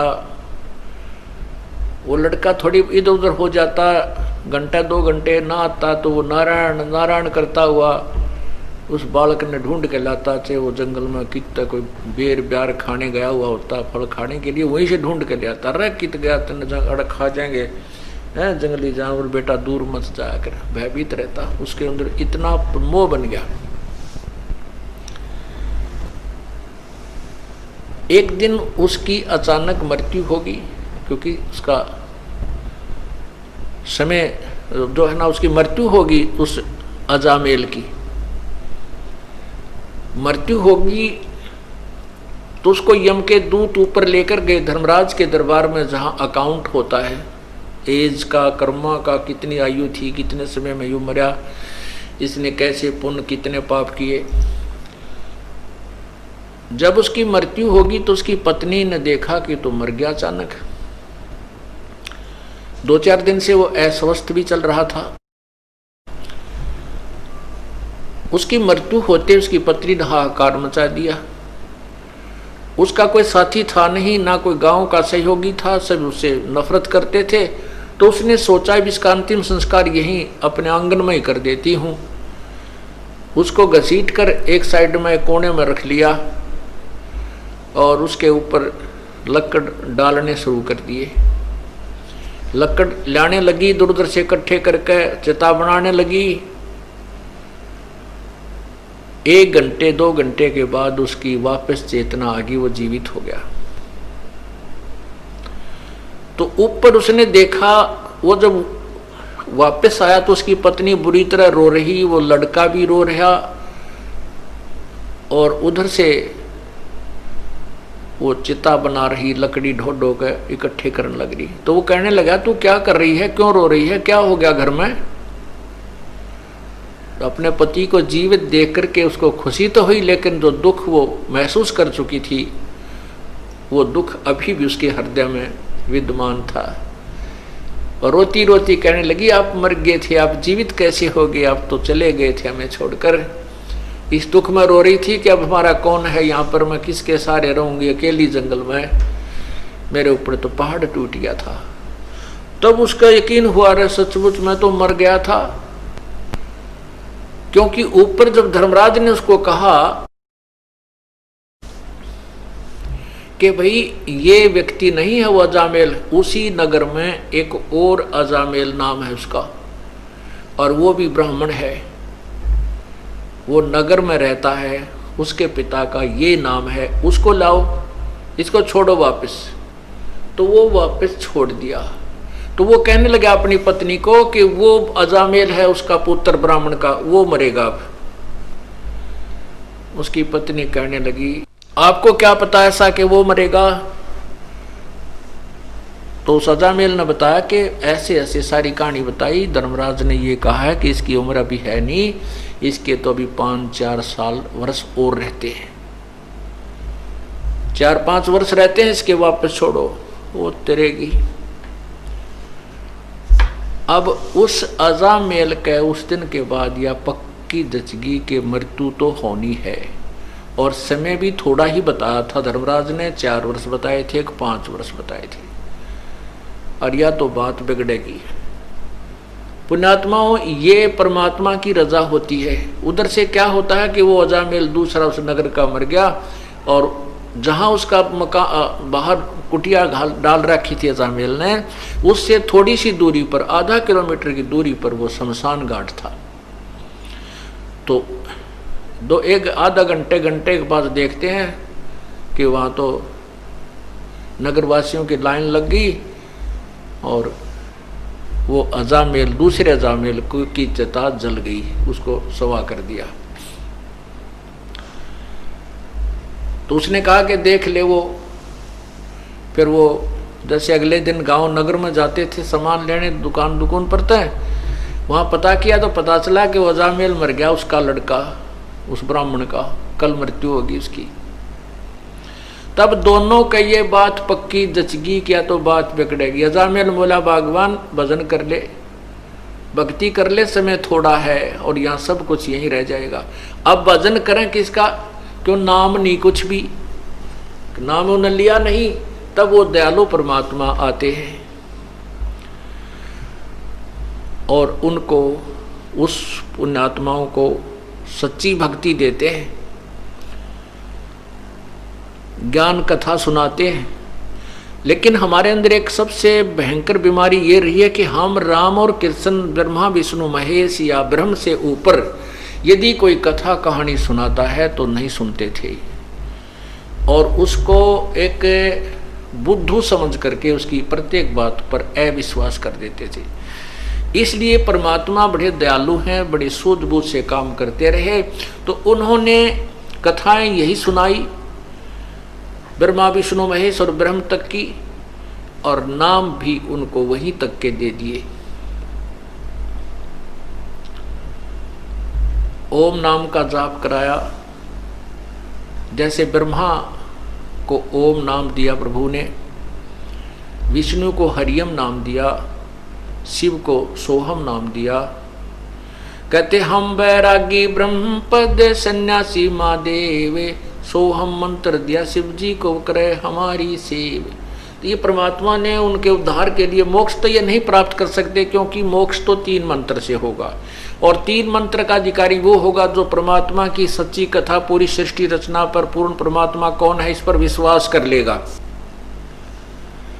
सारना, ये जो 3 मंत्र का जाप उसी को दिया जाता है जिसकी नस नस में, अर्थात पूर्ण रूप से जिसका विश्वास परमात्मा पूर्ण ब्रह्म कबीर भगवान में हो जाता है कि वही मोक्षदायक है, उसी की पूजा से पूर्ण मोक्ष होता है और अन्य भगवानों की सतीथि से वो परिचित हो जाता है। ये भगवान नाशवान है, अविनाशी नहीं है, और इनकी साधना से जीव को इतना लाभ होता, स्वर्ग गया, फिर मृत्यु, फिर स्वर्ग गया, फिर नीचे आया, फिर स्वर्ग गया, फिर 83 लाख योनियों भोगी। इस तरह का ये रहट जैसा कुआं, अर्थात ये चक्र अन्य भगवानों की साधनाओं से चलता ही रहेगा। पूर्ण परमात्मा की भक्ति से पूर्ण मोक्ष होगा। तो इसलिए परमात्मा जैसे पहली बार आए, ब्रह्मा को ओम नाम दिया, क्योंकि वो वेदों में ओम नाम से दृढ़ था कि इसके अतिरिक्त कोई मंत्र नहीं है।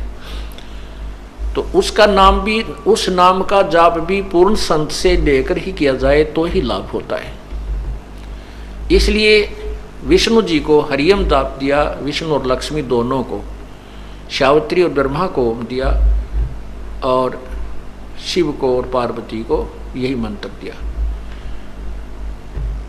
क्योंकि ये तत्व ज्ञान है, धीरे धीरे समझ में आएगा आपको। अभी तो हमने केवल ये कथाएं सुन रखी थी, छोटी मोटी कथाएं थी, या संतोषी माता के व्रत की कथा सुन रखी थी, और ये कथा हम नहीं सुन पाए थे, और पूर्ण परमात्मा के बारे में तो हमें परिचित थे। तो तत्व ज्ञान का धीरे धीरे समझ में आएगा कि ये मंत्र कहाँ काम करते हैं, कैसे करते हैं, कैसे राहत देते हैं। तो इस प्रकार फिर वो अजामेल पूर्ण परमात्मा आए और उनको आकर के फिर मंत्र दिया अजामेल और उस लड़की को। उन्होंने फिर उस भय से, उस डर से साधना की कि झूठा संसार है ये, जब यहीं छोड़ जाएंगे और समय बहुत कम रह गया है, और भक्ति नहीं की तो वहां यम के दूत ऐसे पीट रहे थे, ऐसे डाल रहे थे नरक में, कोई नहीं सुन रहा था, उठा उठा कर फेंक रहे थे, हाहाकार मचा था। तो कई ऐसे जो व्यक्ति हैं नास्तिक टाइप के या ज़्यादा चतुर मानते अपने आप को, वो कहते हैं कि ये कथाएं जस्ती नहीं कि भगवान के घर में भी धोखा लग जाता है क्या, कि मरना किसी को होता है मार कोई दिया जाता है। भगवान के घर में कोई धोखा नहीं लगता। ये तो उन व्यक्तियों के ऊपर रहम होता है, उनके लिए गोल्डन चांस देता है परमात्मा, जो पुण्य आत्मा गणी होती है, उन्हीं को ऊपर दिखा करके वापस छोड़ दिया जाता है कि ताकि ये यहाँ की यथार्थता को पहचान कर फिर संसार को आसार समझ के अपना काम बना ले, भक्ति पर दृढ़ हो जाए। उन पर विशेष कृपा होती है। तो जैसे अजामेल और गणका पर विशेष, उस अजामेल पर विशेष कृपा हुई कि उसको वो सारा ऊपर का दिखा करके झंझट और वापस छोड़ दिया। फिर उसको भय बन गया, उसको चिंता बन गई, तब उसका अजामेल और गणका वो दोनों विमान में बैठ करके स्वर्ग गए। इसमें क्या बताया है, सुनो महात्म नाम का मुजरे चलवाई, अजामेल गणका तेरे और सदन कसाई।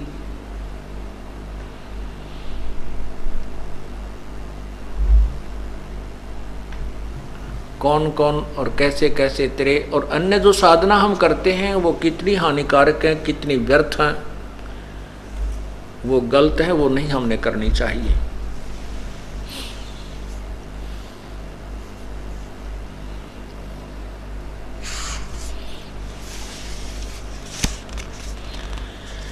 भजन करो उस रब का जो दाता है कुल सब का, भजन करो उस रब का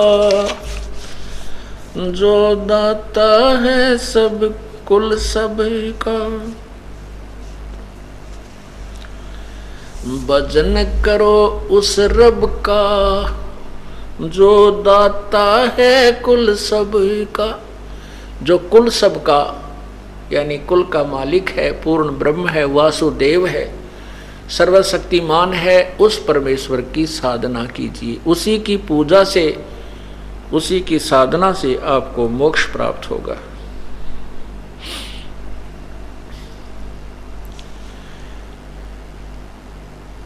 भजन करो उस रब का जो दाता है कुल सब का, भजन करो उस रब का जो दाता है कुल सब का।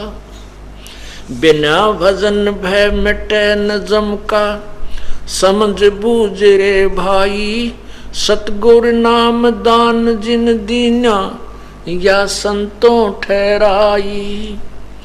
सत कबीर नाम करता का, कल्प करे दिल देवा, सुमरण करे सुरत से लापे, पावे हर पद भेवा।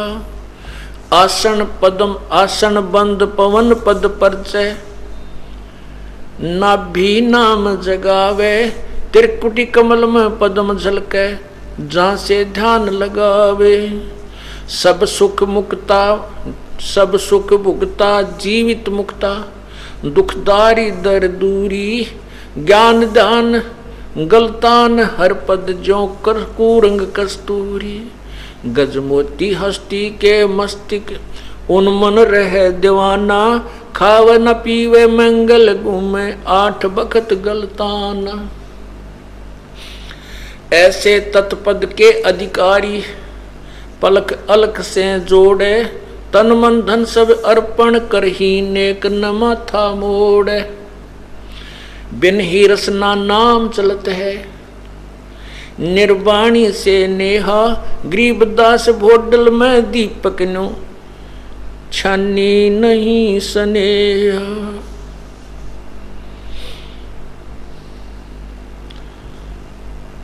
कहते हैं उस परमात्मा की साधना कीजिए जो कुल मालिक है। उसकी साधना के लिए क्या बताते हैं कि बिन ही रसना नाम चलत है, उस निर्वाणी से नेहा मोक्ष मार्ग के आपका पूर्ण रूप से प्रीति जुड़ जाए, उसके अंदर आपका विशेष प्रेम लग जाए पूर्ण परमात्मा में। और उसके लिए क्या बताते हैं कि तन मन धन सब अर्पण कीजिए, नेक न माथा मोड़े। उस परमात्मा के पाने के लिए तन मन धन कुछ भी अपना पर अर्पण करना पड़े, कहते हैं उसमें हिचकिचाहट नहीं करें। और तन मन धन उसी परमात्मा का दिया हुआ है। वो तन और मन धन कहाँ मांगता है, कब आपसे क्या चाहता है कि कुछ समय परमात्मा के चरणों में अवश्य आइए, उसकी महिमा सुनिए, आपके कल्याण के लिए ही वो बताते हैं। और दान परमात्मा के लिए, अपने कल्याण के लिए कीजिए।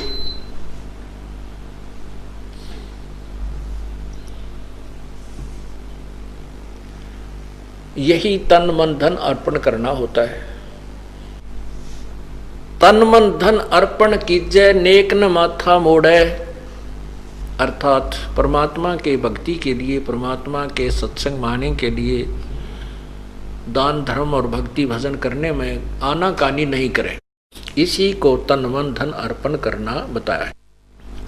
और जो नेक साधना करते हैं उसके बारे में बताते हैं, गरीबदास बोडल में दीपक छानी नहीं स्नेहा। जिनकी परमात्मा में लगन लगी है वो छुपी नहीं रहती। जैसे बल्लभ होता है, बल्लभ दीपक, क्योंकि पहले ये बल्लभ ट्यूब नहीं थी, इसके ऊपर यदि हम पॉलीथीन का कोई कागज डाल दें, पॉलीथीन लगा दें, तो भी उसका नूर चमक अवश्य दिखती रहेगी, भले ही थोड़ी दिखे। तो कहने का भाव यह है कि परमात्मा की भक्ति करने वाले छुपे नहीं रहते,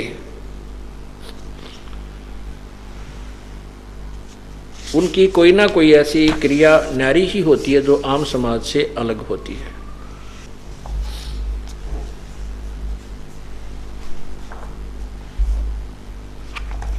अब जो आन साधना हम करते हैं उसके बारे में बताते हैं।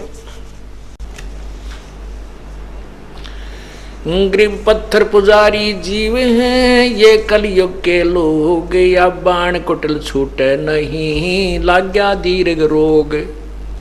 ये पत्थर पुजारी जीव हैं ये कलयुग के लोग, और ये बाण कुटिल या आदत बूंदी पड़गी या छूटे को नींद पे। पत्थर पुजारी जीव हैं ये कलयुग के लोग, या बाण कुटिल छूटे नहीं लाग्या दीर्घ रोग। गरीब साधों से ती मस्करी और चोरों संग खुशाल, कौड़ी गए पल्लू बंध्या डार दिया नगलाल। साधों से ती मस्करी, अब जैसे हम बताते हैं ये पूजाएं छोड़ दो जो साधना आप करते हो, जो करवा चौथ करते हो और भाई माता मसाणी पूजते हो, 4 ईंट लगाकर खेतों में या कहीं घर के कोने पे, वो पूजाएं जो कर रहे हो, व्रत रखते हो, ये किसी भी सदग्रंथ में प्रमाण नहीं है। आप ये पूजाएं मत करो, हमारी तो हंसी उड़ावें, नुके ले बिरण कितने नया ज्ञान ले आया, सारी पूजाएं छुटवाता है। ब्रह्मा विष्णु महेश से भी ऊपर कोई भगवान बताता है। तो क्या बताते हैं कि साधों से ती मस्करी ये चोरों संग खुशाल है। ये चोर जो झूठे लोग संत थे, साधु थे, ऋषि थे, महर्षि थे, जो शास्त्र विरुद्ध साधना बताते थे, गुरु लोग, ये पंडित, कहते हैं उन शास्त्रों के चोरों से तो खुशी रहते हैं जो शास्त्र विरुद्ध साधना बताते हैं, और संतों से ती मस्करी ये चोरों संग खुशाल। और कौड़ी गए पल्लू बांध ली, कौड़ी को तो बांध लिया अपने पल्ले का, अर्थात गठड़ी बांध के धर दी घर में, और डार दिया नगलाल, जो लाल था उसको पटक दिया, उसको कूड़े में डाल दिया और कौड़ियों की थैला भर के घर में रख लिया। ये शास्त्र विरुद्ध साधनाएं, एक पूर्ण परमात्मा को छोड़कर अन्य देवताओं की पूजाएं, ये कौड़ी है। और पूर्ण परमात्मा की भक्ति एक लाल समझो। लाल कितने का होता है? 9 करोड़ का। 9 करोड़ का तो बहुत पहले सुना करते, तो 9 अरब का हो गया होगा, अब बहुत कीमत बढ़ गई, तो उसको छोड़ दिया हमने। अब जैसे आपने सुना है, सतनाम पालड़े रंग होरी हो, 14 लोक चढ़ावे राम रंग होरी हो, 3 लोक पासंग धरे रंग होरी हो, तो ना तुले तुलाया राम रंग होरी हो। ओए होए, लाल की कीमत बताते हैं आपको। ये सतनाम जो है, ये 2 अक्षर का मंत्र है, उसी के विषय में बताया है कि वो जो सतनाम जो दूसरा मंत्र है, उसके विषय में स्पष्ट लिखा है वाणी में कि उसका एक विधिवत साधना पूर्ण संत से प्राप्त हो। वैसे नहीं अपनी मर्जी से किसी को पता लग जाए, वो दूसरे तो सुना का पे जाप करने लग जाए, ऐसे नहीं होता उनसे लाभ। तो वो परम संत से लेकर के पूर्ण संत से अधिकारी से नाम लेकर के एक ही सिमरण में कितनी कमाई बनती है, वो कितना कीमती है। एक बैलेंस, एक तुला तराजू ताखड़ी के एक पलड़े में तो रख दीजिए एक श्वास का सिमरन की कीमत, और दूसरी तरफ यहाँ इस 21 एक ब्रह्मांड के 14 लोक चढ़ा दे। 14 लोक, यहाँ तो एक छोटे से एक क्षेत्र का कोई मंत्री मुख्यमंत्री बन जाता है, वो है ना अपने आप को पता नहीं क्या समझ लेता है कितना, और इस पूरी पृथ्वी का राजा तो कहना है क्या क्या बन जाता है। कहते ऐसी ये पृथ्वी जैसे 14 लोक और 13 और लोक है, 14 लोक को एक पालड़े में रख दे, एक तरफ श्वास का सिमरन रख दे, और ये पृथ्वी और ये पाताल और स्वर्गलोक को पासंग रख दे, तो भी एक श्वास के सिमरन की कीमत अधिक है। तुलय नहीं तो भी नहीं तुलय।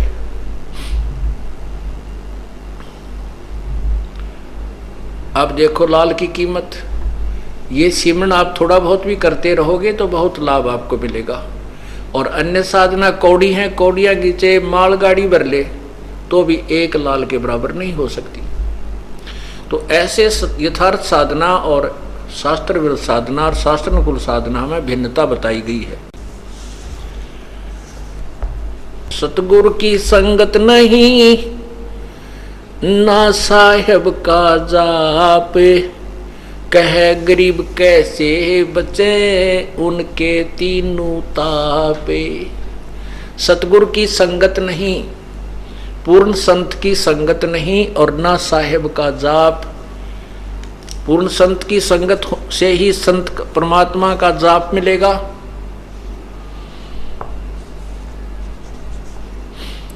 और कह गरीब कैसे मिटे जिनके तीनों ताप, जिनकी विधिवत साधना है नहीं, परम संत मिला नहीं, तो उनके ऊपर आने वाले कष्ट वो 3 ताप के अंतर्गत जो आपको दुख होते हैं, हानि होती है, कोई बच्चा बीमार होता है, स्वयं बीमार होते हो,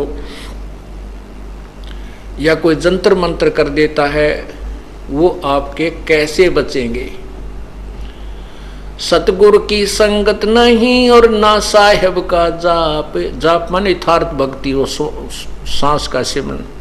कह गरीब कैसे बचे तीन से तीनों जिनके तीनों ताप, तो उनको 3 ताप का कष्ट कैसे दूर होगा जिनके पास यथार्थ साधना नहीं है।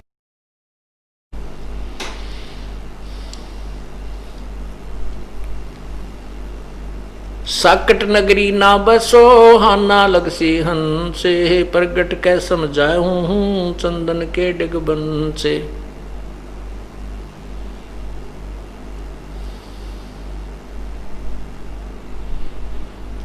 कहते हैं चतुराई चूल्हे पड़ो और चारों वेद बटम्बे, साकट सगा ना बैठियो आको लगे न अम्बे। क्या बताते हैं कि हमने जो घिसा पिटा ज्ञान समझ रखा था, सुन रखा था, और उसमें चतुर बने बैठे थे, अन्य शिष्य भी बना रखे थे बहुत ज्यादा। परमात्मा कहते हैं कि जो पुण्यात्मा होगा, जो बुद्धिमान व्यक्ति संत होगा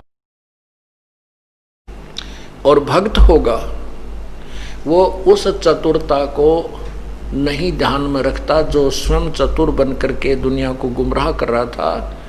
और सच्चा मार्ग जब मिल जाता है तो क्या कहते हैं, चतुराई चूल्हे पढ़ो ये चारों वेद बिटम्बे। चारों वेदों में भी पूर्ण ज्ञान नहीं है, इनकम्प्लीट नॉलेज है।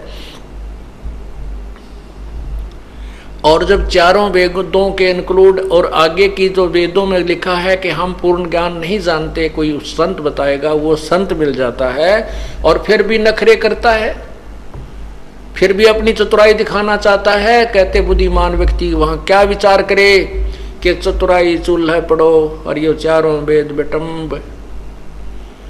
साकट सगा ना भेंटियो आंबों लगे आंकों लगे न अम्ब। पुण्यात्माओं, परमात्मा की एक एक वाणी पर हम गहराई से विचार करेंगे तब इस खेल में सफल होंगे। हम तभी इस भगवान के गेम में, भगवान प्राप्ति के इस मार्ग में सफल होंगे। क्या बताते हैं कि साकट सगा ना भेंटियो, कोई ऐसा रिश्तेदार भी ना मिला परमात्मा हमने जो साकट हो, और चाहे वो कितना धनवान हो चाहे गरीब हो, साकट सगा ना मिलवाना परमात्मा। आंख के आम नहीं लगते, आंख के पौधे के आम नहीं लगते, डोडे लगते। रत्न जड़ाऊ मंदिर है लख योजन उस्थाने, साकट सगा ना भेंटियो चाहे हो इंद्र समाने। स्वर्ग के राजा इंद्र, और उसका महल बहुत सुंदर बना हुआ है, उसके अंदर लाल और मोती हीरे जैसे हम चिप्स लगाते हैं ऐसे उसके लगे हुए हैं, और बहुत बड़ा महल है इंद्र का। कहते हैं हमारा रिश्तेदार जो भगवान से विमुख है, परमात्मा में जिसकी रुचि नहीं है, उसका चाहे लाख योजन में का तो उसके पास मकान हो, स्थान हो लाख योजन, एक योजन 4 कोस का, और एक कोस 3 किलोमीटर की, एक योजन 12 किलोमीटर का, 12 लाख किलोमीटर में कहे उसका महल बनाओ, इतना उसके पास स्थान हो। 10-20 एकड़ जमीन को छोड़ो, कहते हैं जिसकी 12 लाख किलोमीटर में का उसका स्थान हो, उसके पास इतनी जमीन हो, और उसके महल में चाहे रत्न जड़ रखे हो, और साकट सगा न भेंटियो चाहे हो इंद्र समान। हमने वो गरीब रिश्तेदार हमारा अच्छा है जो परमात्मा विश्वास रखता है।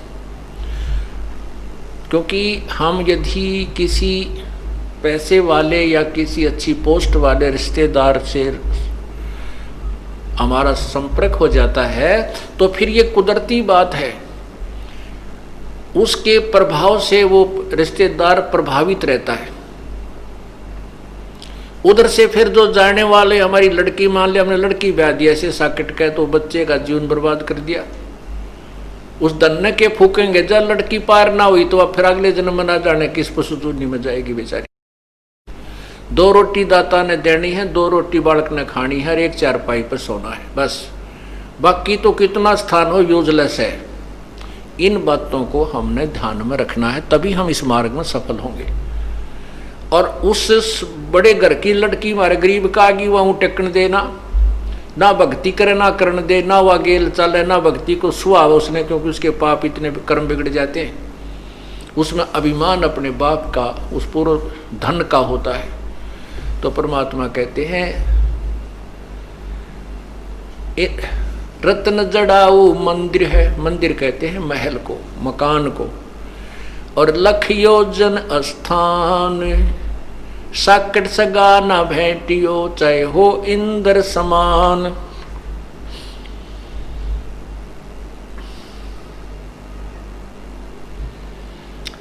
साकट चारों वेद हैं, साकट द्वादश पंथ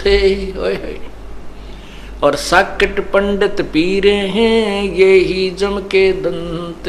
साकट चारों वेद हैं, क्योंकि जिनमें कंप्लीट नॉलेज नहीं है वो भ्रमित कर रहे हैं, तो वो हमारे जीवन से के लिए सफल नहीं है। और ये चारों वेदों में भी केवल ब्रह्म तक की जानकारी है, बाकी ज्ञान प्रभु का जरूर दिया है, लेकिन उसके पाने की विधि नहीं है। इसलिए चाहे हम वेदों अनुसार कितनी साधना कर लें और ब्रह्मलोक में पहुंच जाएं, तो भी वहां अपने पुण्य को समाप्त करके 84 लाख योनियों में आएंगे। और पांचवा वेद जो है जिसमें पूर्ण ज्ञान है वो सबसम वेद है, वो परमेश्वर कबीर जी की वाणी है, और साथ में उन संतों की अमर वाणी जो परमात्मा से परिचित हुए थे, और उन्हीं की कृपा से उन्होंने अपने जो है ना वो गवाह तैयार किए थे कबीर परमेश्वर ने, कि आने वाले समय में ये संत, इनकी वाणी, इनके वचन मेरा गवाही देंगे कि ये संत कबीर परमात्मा पूर्ण ब्रह्म है, जो काशी में जुलाहा बनकर आए थे। जैसे आदरणीय नानक साहिब जी ने परमात्मा प्राप्त हुए, बेई नदी में डूबने का बहाना करके प्रभु उनको अदृश्य करके सतलोक लेकर गए, फिर उनको वहां सब व्यवस्था से परिचित करा करके वापस छोड़ा। उसके बाद नानक साहिब ने संसार को आसार मान लिया, नौकरी भी त्याग दी परमात्मा की प्राप्ति करने के लिए, कि वो काशी में बताते हैं पृथ्वी पर आया हुआ है। तो बनारस पहुंचे और बनारस में वहां जुलाहे का कार्य करते हुए, धानक का काम करते हुए देखा उस परमेश्वर को। तब कहा था, फाई सूरत मुल्क की वेश, ए ठगवाड़ा ठगी देश, खरा सियाणा बोते बार, ये धानक रूप रहा करतार। लोगों ये धानक रहा, ये रहा करतार, ये भगवान रहा। तो ऐसे ही गरीबदास साहिब जी को, ऐसे ही दादू साहिब जी को, ऐसे मुल्कदास साहिब जी को, ऐसे गीसा साहिब जी को, ऐसे ही धर्मदास साहिब जी को परमात्मा ने अपनी सतीथि से परिचित कराया था और अपने गवाह बनाए थे। और आज इन महापुरुषों को पूरा विश्व मानता है कि इनको भगवान मिला था। ये क्या बता रहे हैं कि वो कबीर मिला था। नानक साहिब की वाणी में 24 पृष्ठ पे आपको यही पढ़ने को मिलेगा, धानक रूप रहा करतार। 721 पृष्ठ पे लिखा है कि हक्का कबीर माने सत कबीर, अर्थात उस पूर्ण परमात्मा का नाम सत कबीर है। वो धानक रूप में जुलाहा बनकर काशी में आया था, वही पूर्ण परमात्मा है। साकट चारों वेद हैं, ये साकट द्वादश पंथ, ये 12 पंथ। उन 12 पंथों के विषय में आपको परमेश्वर का सार संदेश अध्याय 15 में पढ़ने को मिलेगा, जो कबीर सागर में प्रमाणित है कि उन 12 पंथों में एक ये गरीबदास पंथ भी है।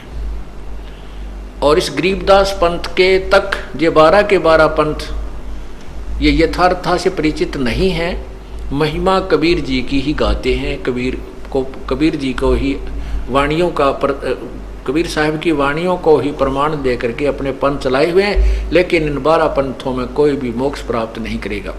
परमात्मा लिखा कि 12वें पंथ में फिर हम ही आएंगे और सभी पंथों को समाप्त करके एक ही सच्चा पंथ चलाएंगे। तो यहाँ क्या बता रहे हैं, साकट चारों वेद हैं और साकट द्वादश पंथ, साकट पंडित पीर हैं, ये ही जम के दंत। ये पंडित और पीर, ब्राह्मणों हिंदुओं के गुरु पंडित जी और मुसलमानों के गुरु पीर, कहते हैं ये भी अधूरे ज्ञान से परिचित हैं, ये पूर्ण ज्ञान प्राप्त नहीं है, इनको अपने ही सदग्रंथों का ज्ञान नहीं। ये भी साकट हैं, अर्थात परमात्मा को नहीं पहचाना इन्होंने।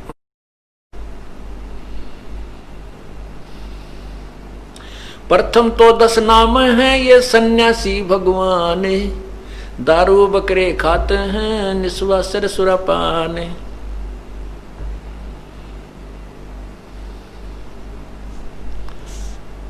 ये 10 नामी संत ऋषि सन्यासी कहते ये भी पूर्ण रूप से परिचित नहीं है, और ये सभी विकार करते हैं, दारू भी पीवें, बकरे भी खा लें।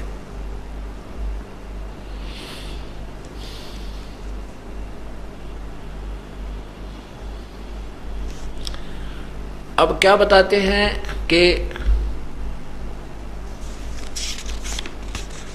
ये संतों के पंथ हैं जो टुकड़ा पानी चाही, वे तो पंथ जिन ये पंथ चलाइया, वे तो अगम अथाही। जैसे अब ये पंथ चाले हैं जिनते, जैसे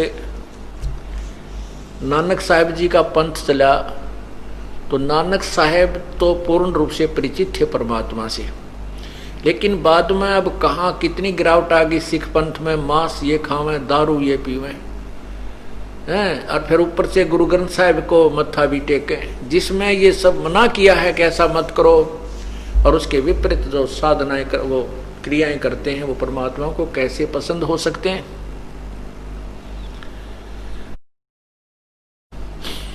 कहते हैं गुरु गलतियों होते हैं, नानक जे है पंथ, ओए फिट जन्नति संत की जो साकट से सकरनते।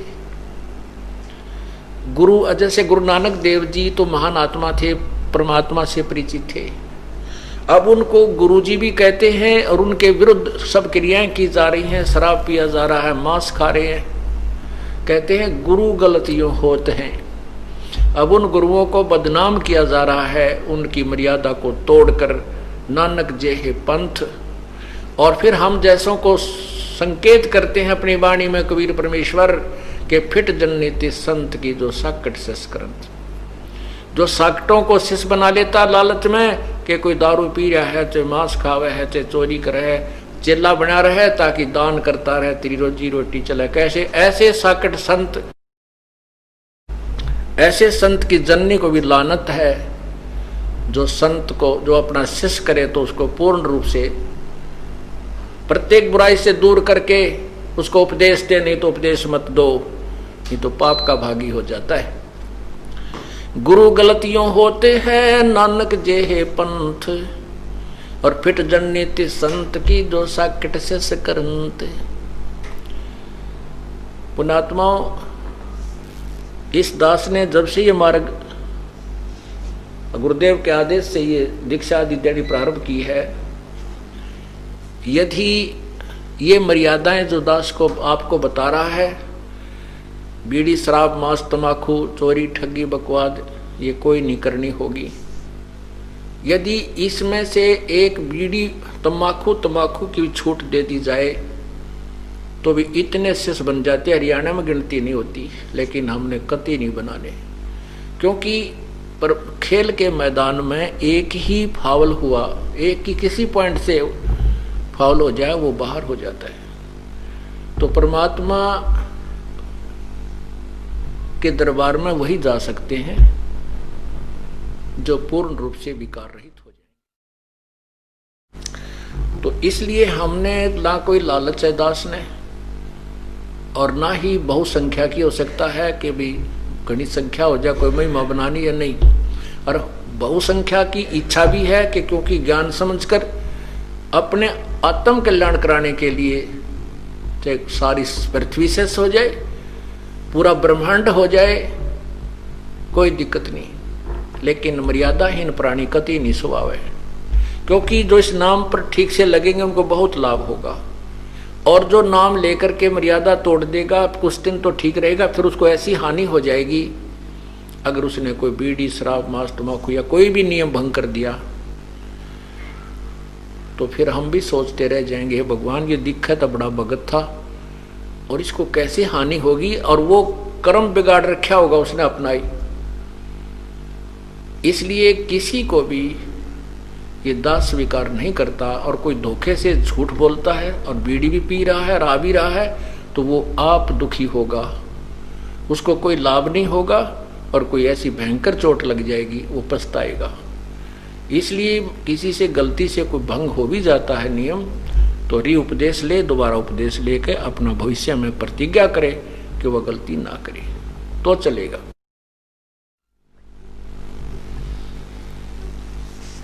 तो पुण्यात्माओं, कोई कृपा है परमात्मा की, प्रभु की आपके ऊपर, जो आपको ये मार्ग मिल रहा है। परमात्मा कहते हैं समझा है तो सिर दर्पाओ, बहुर नहीं रहे सादाओ। यदि आपने परमात्मा को समझ लिया है, ये ज्ञान समझ में आ गया है कि मानुष जन्म बार बार नहीं मिलता, और मनुष्य जन्म मिल जाए तो ये ज्ञान नहीं मिलता, परम संत नहीं मिलते, और ये जब सारे साजबाज सभी जो है सारी खाना पूर्ति होगी, संत भी मिल गए, ज्ञान भी पूरा मिल गया, और मनुष्य जन्म भी आपके पास है, उसके लिए कहते हैं समझा है तो सिर दर्पाओ और बहुर नहीं रहे सादाओ। ये समय फिर नहीं मिलेगा। सिर पर पांव रखना, बहुत तेज दौड़ना, जैसे विशेष खतरे से बचने के लिए भाग कर जान बचाई जाती है, ऐसे ही अब इस ज्ञान को समझ के आप इतनी ही स्पीड से भक्ति पर लग जाओ, तब आपका कल्याण होगा। बोलो सतगुरुदेव की जय, बोलो सतगुरुदेव की जय हो।